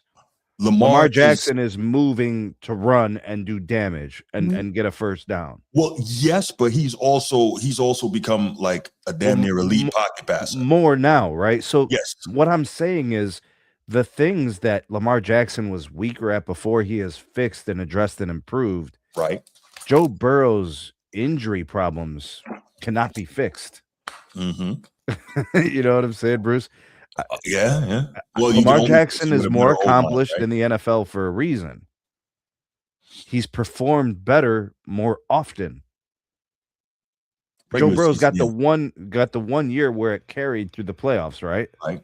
And he's also been to an AFC title game, so I know, but Lamar's got those got some of that too. So it's like he's also been to an AFC title game. I feel more comfortable putting Lamar ahead of him. Listen, I'm not mad at you. I'm not. Right. Listen, I'm not arguing Joe Burrow should be ahead. And Baltimore Bruce had some points yesterday or the other day when we talked about this. He said, don't quit on Lamar yet. And I said, okay. Who's quitting on Lamar? Well, I think he was thinking because I was saying I would take Jordan Love moving forward. Okay. I think he's closer to a Super Bowl. And again, I feel like Joe Burrow needs to be in this damn list. This shit is crazy to me. He's not in this damn list. Jordan Love, yeah. But that doesn't mean you're quitting on Lamar because that's the thing I hate about modern sports discourse. But just because you say you prefer one guy doesn't mean you're quitting on the other. Who do you trust right now more, Joe Burrow or Lamar?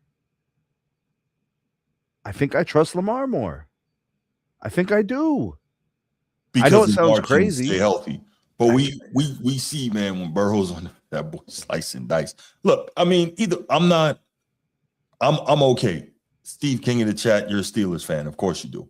Okay, number 3, Matthew Stafford. This guy's 137 years old. He's still out there slinging it around. Pause.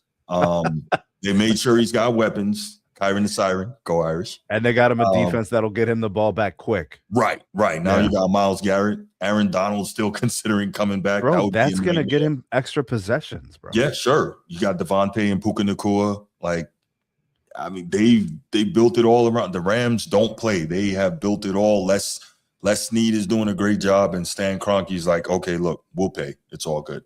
So when you look at this thing, Matt Stafford at number 3, I'm not averse to Matthew Stafford, excuse me. I'm not averse to him being there. He just won the league MVP. Just won the league MVP at 37 years old, right? I think he should be ahead of Pat Mahomes right now. Well, there you go. Mahomes coming off the ACL tear. My homeboy. Yeah, I'll take Stafford. Bill, I got a problem with that order, but yeah, I don't know that I would put Mahomes in. I was surprised when I saw this as well. I don't know, like you said, coming off an ACL, that I would have put him at number 2. We know how great he is, but I just don't know.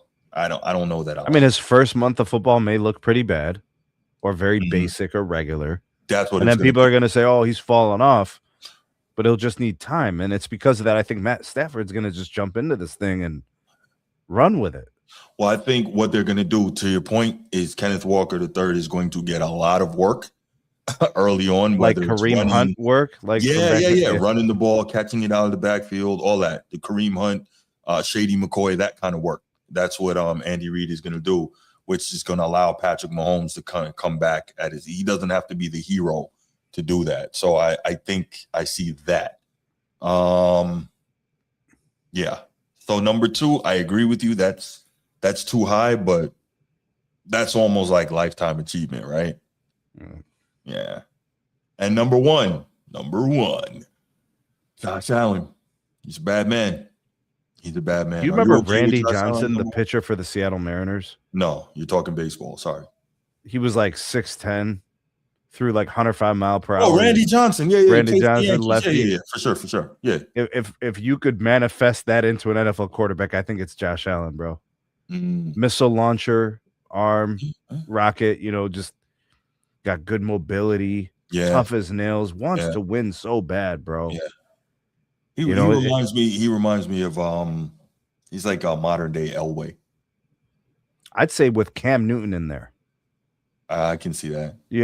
Because Cam Newton, I mean, when he made contact, bro, when he was running the ball, he still fell for another 4 or 5 yards. Yeah. Big man. Big man. Yeah, but this guy's pretty accurate. This guy makes great throws. Right. I mean, he carries that team, bro. That sometimes that team doesn't look good at all, and he finds a way to get wins. Yo, Beatrice, that's funny that you say that. I'm literally sitting here thinking Randy Johnson came to New York, didn't get it done, left, and got busy again. Like, I was literally thinking that. That's crazy. Oh my gosh. Yeah. That's funny. Yeah. I believe he won a World Series with Arizona, if I'm not mistaken. No, the Diamondbacks. Yeah. Yep. You do know baseball. Stop lying, bro. I don't do baseball, man. I'm a sports guy, so I know a little bit of something. I don't do baseball. But you know Ichiro. I know Ichiro. See, you do know, bro. You be lying, bro. Ichiro. Does he have like 3,000 career hits? What's Bobby Bonilla's claim to fame? Oh, he's still getting paid. See, you try to pretend like you don't know baseball, bro. Stop bullshitting, I'm bro. telling you, I don't do baseball, Steve. I don't do baseball. Okay, Ozzie Newsome. Or not Ozzie Newsome. Ozzie Smith. What was his nickname? I have no idea. Okay, all right. Maybe you don't know. He played for the Reds? Played for the I thought he played for the Cardinals. Okay. A red team. It's a red team, right? A red team. Yeah, Cardinals. Ozzie Smith, man. The Wizard of Oz, bro. The Wizard. Oh, yeah, that makes sense. Okay. That boy good, bro. Yeah. That boy real good. Yeah. But yeah, I don't do baseball. Bro, he used to do flips, bro, when he used to get the plays. That was nice, bro. Right. That's slander. Who has the most steals in Major League Baseball? It's got to be Ricky. Oh, stolen bases. Ricky Henderson. It's got to be Ricky, yeah. Yeah. That dude was mean, by the way, like real life mean, bro. Yeah. He was a freak. My man just take off and steal. All right, Bruce, we got to fix the order, bro. This stuff's out of order. Let's do it. Yeah. All right, we got to fix the order. So first of all, are we cool with Josh Allen at number 1? Yeah. All right, that works. By the way, hold on. Before we fix the order, somebody's missing. Jalen Hurts. Okay, I wasn't thinking that. That's the first guy I thought was missing. Ronald McDonald. By the way, bro, Brock Purdy ain't in this list, man. No, he's on. So we didn't. The honorable mentions are Ronald McDonald, he's honorable mention. Brock Purdy, Jaden Daniels, Jordan Love, Baker Mayfield. Okay, Jaden Daniels is like a third-year player off an injury. So I get why he's not in here for now, right? Mm-hmm. Yo, Ed Dog, why can't we didn't even open up the phone lines, man? Why are you so thirsty? I knew where you was going, sir. Why are you so thirsty? You couldn't wait? I knew exactly where you was going. Where was I going, Ed Dog? First and foremost, let me say hello to the chat, even though y'all was very disrespectful and not kind to me in the chat. You know what, Eddie? I believe they were being quite disingenuous to you, bro. Steve King of the chat. You had those guys on there, especially the co-founder, well, the founder of Format Podcast was giggling and laughing when you had said what you said about those hips. That's you and LeBron. You were twerking, though. You were definitely twerking. He Hold on. I got to give you credit, though, Eddie. The comments about Hakeem were funny. That was funny. I'm just a truth teller. No, don't disrespect Dream. If you were just joking, it's cool, bro. Don't disrespect Dream, bro. I was telling the truth. He threw those ashy hands as clips out there that when he was doing that, but he's going to be covered up by the Format Podcast founder, Bruce Holt. So let's keep going. So I heard all those names that's in that top 10, but there's one name is missing, which is still showing that he's still being doubted. He will be come back this season, and I don't think that they will probably be number one in their division. They'll probably finish. They will finish second. They will finish second in the NFC West. What would they finish if they had a better quarterback, bruh? I'm sorry? What would they finish if they had a better quarterback? Sir, hold on, Sneak. Now, what if Matt Stafford played for the Seahawks, my guy? What would happen? Oh, okay. Oh, well, hold on, sir. What if Lamar Jackson played for the Seahawks? That's a good point, too. Baltimore, but he can't never close the casket or seal the deal. But I'm saying, though. Hold on. So Joe Burrow. Same thing can go with the argument go with Joe Burrow. He's injury prone, but we still keep giving him hope and praise. I know that guy up there on that next sitting to you that called me a clown, but he said he's never disingenuous. He still believes in Joe Burrow, but he don't want to believe in playoff Sammy, which that he showed you those last 2 seasons in Minnesota had a winning record. All right, so real quick, Eddie, real quick, because I want to address the point before we get too far. This is league executives, teams, general managers, scouts. Like they feel very strongly that Sam Darnold doesn't belong in the top 10. He's probably in the next 5, right? It's insane. I say, okay, look here. Let me say this here. I would pull who's the guy, Jared Goff out and put playoff Sammy. At least I agree. Take Jared Goff out, but I'm not putting in playoff Sammy, bro. Man, first of all, there is no playoff Sammy. Let's stop. Playoff Sammy. It's Ronald McDonald. His name is not Ronald McDonald. Okay, he delivered in the playoffs. He did something that his draft class could not do. Now, you want to say regular season? Sure, I give you regular season. All right, but he delivered in the playoffs. Bruce, you know that. I know that. Okay. Hey, now, didn't I sit right here and talk about the incredible NFC Championship game he played? Yes or no? Did I do that? You did, but you okay. That's enough. That's enough. That's enough. I said yes or no. Yes. So I did. So I don't want to hear you talking about, oh, you don't get playoff Sammy. No, I'm not wearing Ronald McDonald knee pads. I'm not doing that. You see what I'm saying, people? You see what I'm saying? I get shame, insult, and everything from this guy. He called me a liar. You lie a lot. What do you mean? You lie a lot. He sends me Shawn Michaels memes that still haunt me when I go to sleep at night. It's really ridiculous. But anyway, that was a long time ago. Get past it. But it's still disgusting, sir. That's something you send to a chick. Hey, that's the type of thing you do, man. See, you see what I'm saying? I know that, but I'm carry on, man. Carry on. Look, all fairness, Josh Allen, I give you number 1. Yeah, he should be ranked where he's supposed to be. Now, y'all saying something about Lamar Jackson. let's keep it real. He has been these past couple of seasons. He has been getting hurt, Bruce. You know that. Come on, man. Enough to take him out of the top 5, though. No. He's right there at 5. I can't put him number 4. I can't go. He's in the middle. I'm now, okay with that. Now Joe Burrow, dude, what has anybody on that platform tell me what has Joe Burrow done after he went to the Super Bowl? He went back to the AFC Championship game, I believe, the following season. Okay, yeah, okay. After that, give you that, yes. But after that, where he's been, he had a big toe injured. He was out. Then after that was the next season. Then the season after that, he got injured. He came back 7th or 8th or something like that. This man does not have no confidence. No, he was in the Super Bowl in 2023, right? No, he didn't go to the Super Bowl in 2023. That was 2021 or 22. Correct me if I'm wrong, Bruce. I'm not sure what year that was. Let me see. I think it was 21 or 22. So I think your point is that recently he really hasn't done much. Why is he ranked so high? Yes. Why? He doesn't even have no all pros. He doesn't have all But hold pros. on a second. Would you imply that Darnold needs to go into the top 5? I told y'all already. Darnold should be at least number 10. I gave him that. You see, I'm being honest. I'm not. So where do you want to put Joe Burrow? Is what I'm saying. If he's not number 4, Joe Burrow at least should be he got to be at least number 7 or 8. He got to be. You got him in the back half of the list. Okay, I got you. All right. Yes, right there. Man, now they say projected. We don't even know when. When does Patty Mahomes supposed to come back? They said he's gonna be ready for week 1. Yeah, that's what they're saying. Is he really though? I mean, I know. get it. We got Kenneth Walker. Shout out to Tennessee. He is from Tennessee. He's a Tennessee native. I'm giving him his respect.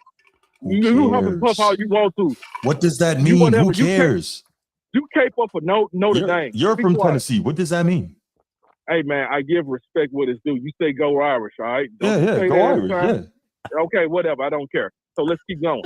Now, again, Patty Mahomes, man, he's okay where he at. Now we got who was that? Who won? Who was number 3? Matthew Stafford, right? Yeah, yeah. I'm okay with that based on what he's done. And he got a good he got a good offensive line, and he got that defense too. So he won the MVP last year. Right. He's got the best, one of the best number 1s in the league, and arguably the best number 2 in the league. And he's got Kyron the Siren, go Irish, in the backfield. I mean, hold on. Was Kyron the Siren fumbling a lot in the play? He had led the league in most fumbles. No. Correct me if I'm wrong. No, I don't think he led the league in fumbles. No. Absolutely. He did get benched for fumbling in the goal line. Thank you, Steve. Thank you. But he didn't lead the league in fumbling, though. He didn't lead the no. Okay, not. Then you being a truth teller, unlike the other guy. So anyway, land my plane is land. I mean, like I said, I would take Dolph out, put playoff Sammy in there, and Joe Burrow should be ranked down, and that's all I got. Let's get the license subscriber for Sneed and for that disrespectful man right there next to him. And Steve in the chat, that was very disrespectful and hurtful, sir. Water. All right, brother, water. The hip thrust. He was twerking though. He definitely was twerking. Yeah, I don't think Kyron he was probably in the bottom half of fumbles. I think he had, let's see, last year, 2 fumbles and 2 fumbles lost. So that's not good. What's up, Bruce? How y'all feeling, man? What 3 up, people coming off this list, and a couple people gonna get bumped up. I'm just sorry, in my opinion. I know the top 5. What's the bottom 5 again? Number 10 was Caleb Williams, Jared Goff, Drake May, Justin Herbert, Dak Prescott. Yeah. Oh, Justin Herbert most definitely out. Dak Prescott most definitely out. I'm putting in Jalen Hurts and Jaden Daniels. Barring injury, because Jaden Daniels was balling before he was got balling, hurt. Bro. Yeah. Balling. So them 2 got to go. Okay, I'm bumping Lamar 2, Patrick Mahomes at 1, Josh at 3. Stafford at 4. Wait. Hold on. That? Who's number 5? Hold on. Okay, I'm missing something. It's Lamar Jackson, Joe Burrow, Matt Stafford, Pat Mahomes, Josh Allen. I got Jalen. I got Jalen at 5. He's a Super Bowl champion, perennial playoff, tough game player. Let me see. He didn't have a good year though, bro. Yeah, he can't be number 5. I'm gonna stop. This is my list, but I'm just saying. I just moved some people out, moved some people up. I got Pat number 1. He's still the big dog of the AFC, and no one has knocked him off yet. To go, you know what I'm saying? You know what I'm saying? He's still big dog. They didn't even make the playoffs last year, but he was hurt. Okay. Damn, but I'm just saying, you're going top 10 quarterbacks, like regardless of past season or right now, like who's the guy? Pat still number 1 in my respect, dude. He's Pat still big dog. Let's see. I think he's gonna come back with vengeance. Truthfully, with modern technology and medical advances, he's gonna be all right. He's gonna be like this. Probably run the ball more. In KC this year. And yeah, I think Pat gonna be all right, man. I think Andy Reid gonna make it work. That's still Pat's still big dog. Barring that injury, Pat's still big. He won. Lamar Jackson at 2. That's absurd. Come on, man. Come on. I bumped him up to 4. Baltimore, Bruce. Who? Yeah, I wasn't willing to put him at 2. No. Excluding championship rings. It's not just. Yeah, but it's not just rings. Like Joe Burrow doesn't have a ring. You know what I'm saying? Josh Allen doesn't have a ring. I'm going Mike, the top 10. Who's the top 10 quarterbacks on the planet? Lamar is right behind Patrick Mahomes. And Josh Allen right behind, he right there. It's a 2A, 2B, Josh Allen. You can flip-flop it. Yeah, but in what way is Lamar better than Josh Allen, though? Throwing the football. You really believe that? 20 yards. Man, put Lamar, Josh Allen MVP season up to Lamar's stats that same season and look at it. Look at the numbers. I mean, that year. The ball got robbed for his 3rd MVP, 41 touchdowns, 5 interceptions, the greatest passer rating ever. I mean, what are you talking? Hey, what we're talking is why don't you go back on the channel when I played the Acho video and we broke all that down. We went through this. There was a game last year. Between the Bills and the Ravens in week 1. I'm pretty sure the Bills won, and they won it via Josh Allen. Well, actually, if we're fair, they won it via Derrick Henry. Well, no, I get it, but like that matchup, we have seen on many occasions. I mean, Josh Allen looks good in those matchups, bro. Brothers, I don't want to hold y'all night out. Your night up. I'm just talking about. Look at the MVP now. That's all touchdowns and touchdowns. Where you got Stafford? Where you got Stafford? Lamar Jackson numbers. He got robbed for his 3rd MVP. We all know that. No, we don't all know that. I will say this: Josh Allen got him twice in the playoffs, but still, I still believe, not to be biased, Lamar Jackson is the second best quarterback on this planet. Josh Allen 3. Not to be biased, okay. Matt Stafford 4. Joe Burrow 5. Okay. All right. 6. Jaden Daniels, barring injury. 7. Jalen Hurts. 8.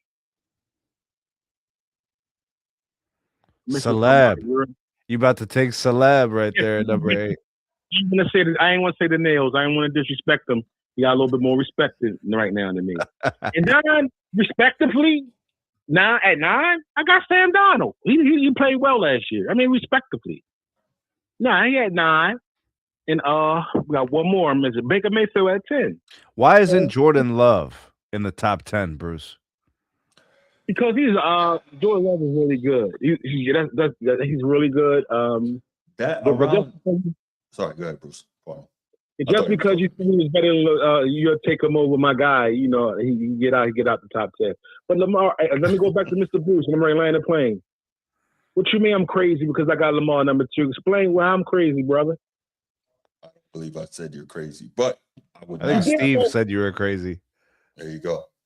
You say I want, so you don't got Lamar at 2? No, I don't have Lamar at 2. Okay. Yeah. There's nothing wrong with that, man. But that's my list, man. No, Hey, I mean, man. he is great. There's no question about it. Number No, 2, though, I brother. can't. I mean, what you got Lamar on? You got him right where you at 5? I'm okay with that. If you want to put him ahead of Joe Burrow, I'm okay with that too. But not ahead of Josh Allen. Nah, man. Nah. Josh Allen different, man. But so is Lamar. But look, listen, you know where I am with Lamar. All he has to do is prove it. And I will be very happy. So Josh Allen got to prove it too, right? But he played better in the playoffs. There you go. But he also has to prove it. You're right. So what you saying? You said Josh Allen was different. But Lamar Jackson not different. He doesn't melt down in the playoffs like Lamar often does. So. Man. Obviously he do melt down in some type of way. He has played better, but he's had some stinkers. Okay.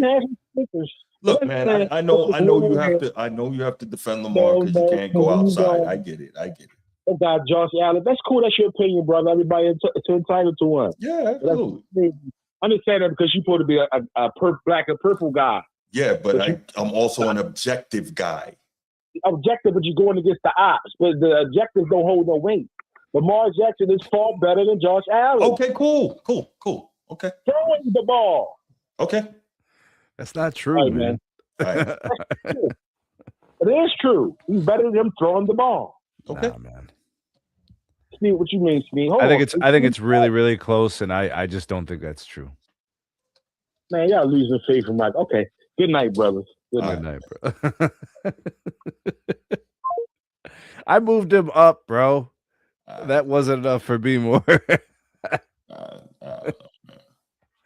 All right. We're gonna leave it right there. This was great show. Oh, wait. I think Steve wanted to call in, bro. Yeah. King of the chat, what's up, man? I'm back. Yes, you are. I got to call in and get my 2 cents. First off, I'm not going to go back to the old topic. Ed Dog, you're my guy. It's all love. But you was twerking. And it wasn't meant to be disrespectful. It's just like, hey, bro, let's get back to reality. Hit him with the hip thrusting, bro. LeBron stuff go crazy. Shout out Baltimore Bruce. I got love for everybody in the chat. Shout out to everybody. Mm-hmm. But that list sucks. Yeah. Quarterback list sucks. Who needs to get out of the list, Steve, and who needs to get into the list? I'd have to sit there and stare at the list. I can just tell you this. I don't have an exact order. I can just tell you I'm over the hype. I grew up in the 90s, early 2000s. We saw real quarterbacks. We saw real quarterback play. I'm tired of Allen. I'm tired of Lamar. I'm tired of Burrow. I'm tired of all this stuff. We make our jokes, and we're right, the flowing hair jokes. But, bro, Lamar, Allen, Burrow, they've all become flowing hair to me. Like, I don't care what your regular season numbers are. Right. And no offense, Bruce, but in the NFL, Steve, the regular season matters. There's divisional games. Most talented quarterback we've ever seen, Arguably. Lamar. Yeah, arguably. Are you crazy? Arguably, yes. He's one of the most dynamic players that has ever played in the league, bro. He's got the arm. He's got the mobility. He can pass it Bro, accurately. he is not. He wouldn't even be a top 10 quarterback from 1999 to 2010. All right. Look. Don't wouldn't even be a top 10. Okay, let's not start another topic. Let's not start another topic. That's something we can. Yeah, please do. Let me get my point to the list. But that is crazy. But regardless, I'm not even willing to have Allen as number 1 or 2. Don't even talk to me with Burrow top 5. I might give Lamar 5. But I really don't think we should. Who's number one? All right, Steve. Name your top five, Steve. Give us your top five. Right now, you have to go Mahomes. Mahomes is the top dog. Brucey is right. Mahomes is the top dog. They didn't make the playoffs last year. It was a down year. He was injured. You could say the same thing about Lamar. They either lost in the first round to Pittsburgh or lost in the deciding week 17 to Pittsburgh. And they didn't get in. I can't remember exactly. But regardless, it was a disappointing year. But I'm not willing to throw Pat Mahomes under the bus or below number one because of one season. That's crazy. Mahomes is one. Stafford has to be number two. He's got the numbers that everybody talks about. He's got the hardware that everybody wants. Yeah. Stafford is two. Number three, man, I don't know at this point. This is what I mean. This era of quarterback sucks. We're stuck with watching crap. And it's like, I get regular season numbers, Lamar, Allen, I hear it every year. If Burrow stayed healthy, look at his numbers. I'm done with it. It's not a good – dude, these guys throw the ball 40 times a game. Yeah, no doubt. We talked about that. That's not good quarterback play. We're not watching good game management. I'll give Sam Darnold more credit. In the last – this is where – all right, me and Ed Dog, we're back on the same team, bro. Like, Sam Darnold deserves more credit in the last 2 years with the regular season games he's won and the playoff success he just had than any of these other super hype quarterbacks that we talk about. Bro, what are you saying, bro? What are you talking about?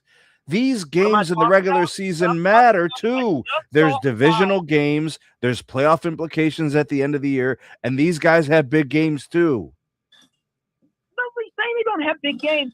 But I'm tired of the numbers dictating to me in regular season that these guys are top 3, top 5 all time. No, they're being evaluated on their abilities to play the position. You use the totality, Steve. The problem is people are twerking for MVPs and regular season numbers in a league where you can't touch the quarterback and you throw the ball 40 times. Well, hold on a second, real quick. How do you discount a guy? Hold on, Steve. Hold on. Hold on. 1 second. Steve, hold on. Steve, 1 second. I was trying to get back to the one point you mentioned. The league MVPs. It's literally the most important element of good quarterback play. It's become the MVP is the quarterback trophy. No, they're synonymous with the best quarterback play. It's not true. You're asserting something that's just not even true. Then why can't anybody else win it? There you go. Are you going to tell me that whoever wins MVP, whoever wins it, there's not some debate like that's the pinnacle standard? No. What I'm saying is the MVP has become the best quarterback trophy. Hold on, maybe I'm misunderstanding what you're saying. What are you saying as far as the MVP? The MVP can only be won by quarterbacks now. Therefore, by default, they claim it's the MVP award is the best quarterback award. Who's they? What's this claim? Whoever gets to vote. The powers that be, Steve. The powers that be. Okay, so the voters vote. And now because somebody wins an MVP, I now have to convince myself because of regular season, the numbers, the game has changed. This now I have to automatically digest and accept that this means this guy's best. Well, you're completely discounting every regular season game by saying none of it matters. Yeah, this is not the NBA, bro. Matter, but I'm telling you this, when it comes to these discussions, playoffs matter more. That's why we like Mahomes and we have him ranked high. And that's why we got Josh Allen ranked high. And it's why we have Matt Stafford ranked high. But my point is with Burrow, Lamar, and Allen, the three guys we have pumped down our throat every year. It's all based on what? Sneed, regular season. I thought Josh Allen had a good playoff run last year. Only thing. I thought Josh Allen played well last year in the playoffs. Josh Allen does not play poorly in the playoffs. He doesn't. Also choked and did exactly what he's done the last 2-3 years. So it's like, again, Lamar played good. When did not last year, 2 years ago. Lamar played well against Buffalo, and they still lost. Yeah, but we're not going to say they lost because of Lamar. That it was a game that the Ravens lost. Lamar played pretty good. You can argue Lamar had turnovers in the first half that sucked. At the end, he put the team on his back and drove him down the field. Andrews dropped a pass, but I can't sit there and say Lamar didn't contribute to that. Of course he did. Loss. He did. In a big way. But that's and just like Allen last year, played great. Everybody was like, dude, Mahomes is out. This is going to come Steve, down let to me get Lamar this straight. And Allen. Lamar Steve, Allen fumbles the ball in the most choke job possible way. You couldn't strip up a dumber turnover all right, for a Steve. top 1, 2, 3 quarterback. That's all my point is. Steve, let me get this straight real quick. You want to put, this is a top 10 list, right? You want to put it Mahomes, Stafford, and everybody else can go to hell. Basically, at this point. That's what you're telling me. All right. Yes, that's exactly what I'm saying. After those two, You're picking your Super Bowl winners, and then you're telling them to go to hell. That's not what I said. You're strawmanning me. Non-star Super Bowl, I'll give some respect where it's deserved, but it's Burrow hasn't done anything since 2021. You made the Super Bowl, and I'm supposed to sit here and laugh at Sam Darnold. But he went. He went to on. the AFC title right after that. For 2 years, Sam Darnold has won double-digit games and just won a Super Bowl for 2 different franchises. So where do we want to put him in this list? What's that? Where are we going to put him in this list? Where does he fall? I don't know. I would agree. I don't think he's a top 5 talent. But right now, if we're going to do the totality of everything, I mean, I don't know. That's Okay. Steve. Hold on. No. Hold on. Since you want to bring up the freaking Ronald McDonald, let's do this. Let's keep this simple. You're starting a team. You're taking Ronald McDonald over Josh Allen? You thought too long. The answer is no. Now, hold up. You obviously know the answer to that. Okay, so this then isn't the conversation of drafting a team for talent. But we're talking about better when we do these top 10 quarterbacks. What's the definition of top 10 quarterback? It's what I see. It's winning. It's playoff. It's clutch. It's leading. There's unmeasurable things that you can be a quarterback that make you great that don't turn up in a stat sheet. Fair? Is that correct? Yes, but I'm not asking you about stats. I'm asking you, if you could pick one or the other, which one would you take? And the fact is you stopped cold and got silent. Let's do this. Let's continue. If you had an opportunity, Lamar Jackson, with any great player. Lamar Jackson or Sam Darnold, which one are you taking? What's that? Lamar Jackson or Sam Darnold, which one are you taking? There you go. You lost again. It's not losing. Just because we agree Lamar is a better player does not mean he's a top 10 quarterback above Sam Darnold when he's achieved it. But that is the whole point. All right. Okay. All right. It's not the whole point. We're conflating two different. You're talking about talent for pound, individual performance, but it's top 10 list show. Quarterback entails more than just the stat sheet, how fast you run the 40. I'm not. Who said that's how I'm measuring it? All right, we have a top 10 list that says who's better. Bruce, let's do your technique real quick. Outside of regular season stats, in these big, he did this during the regular season.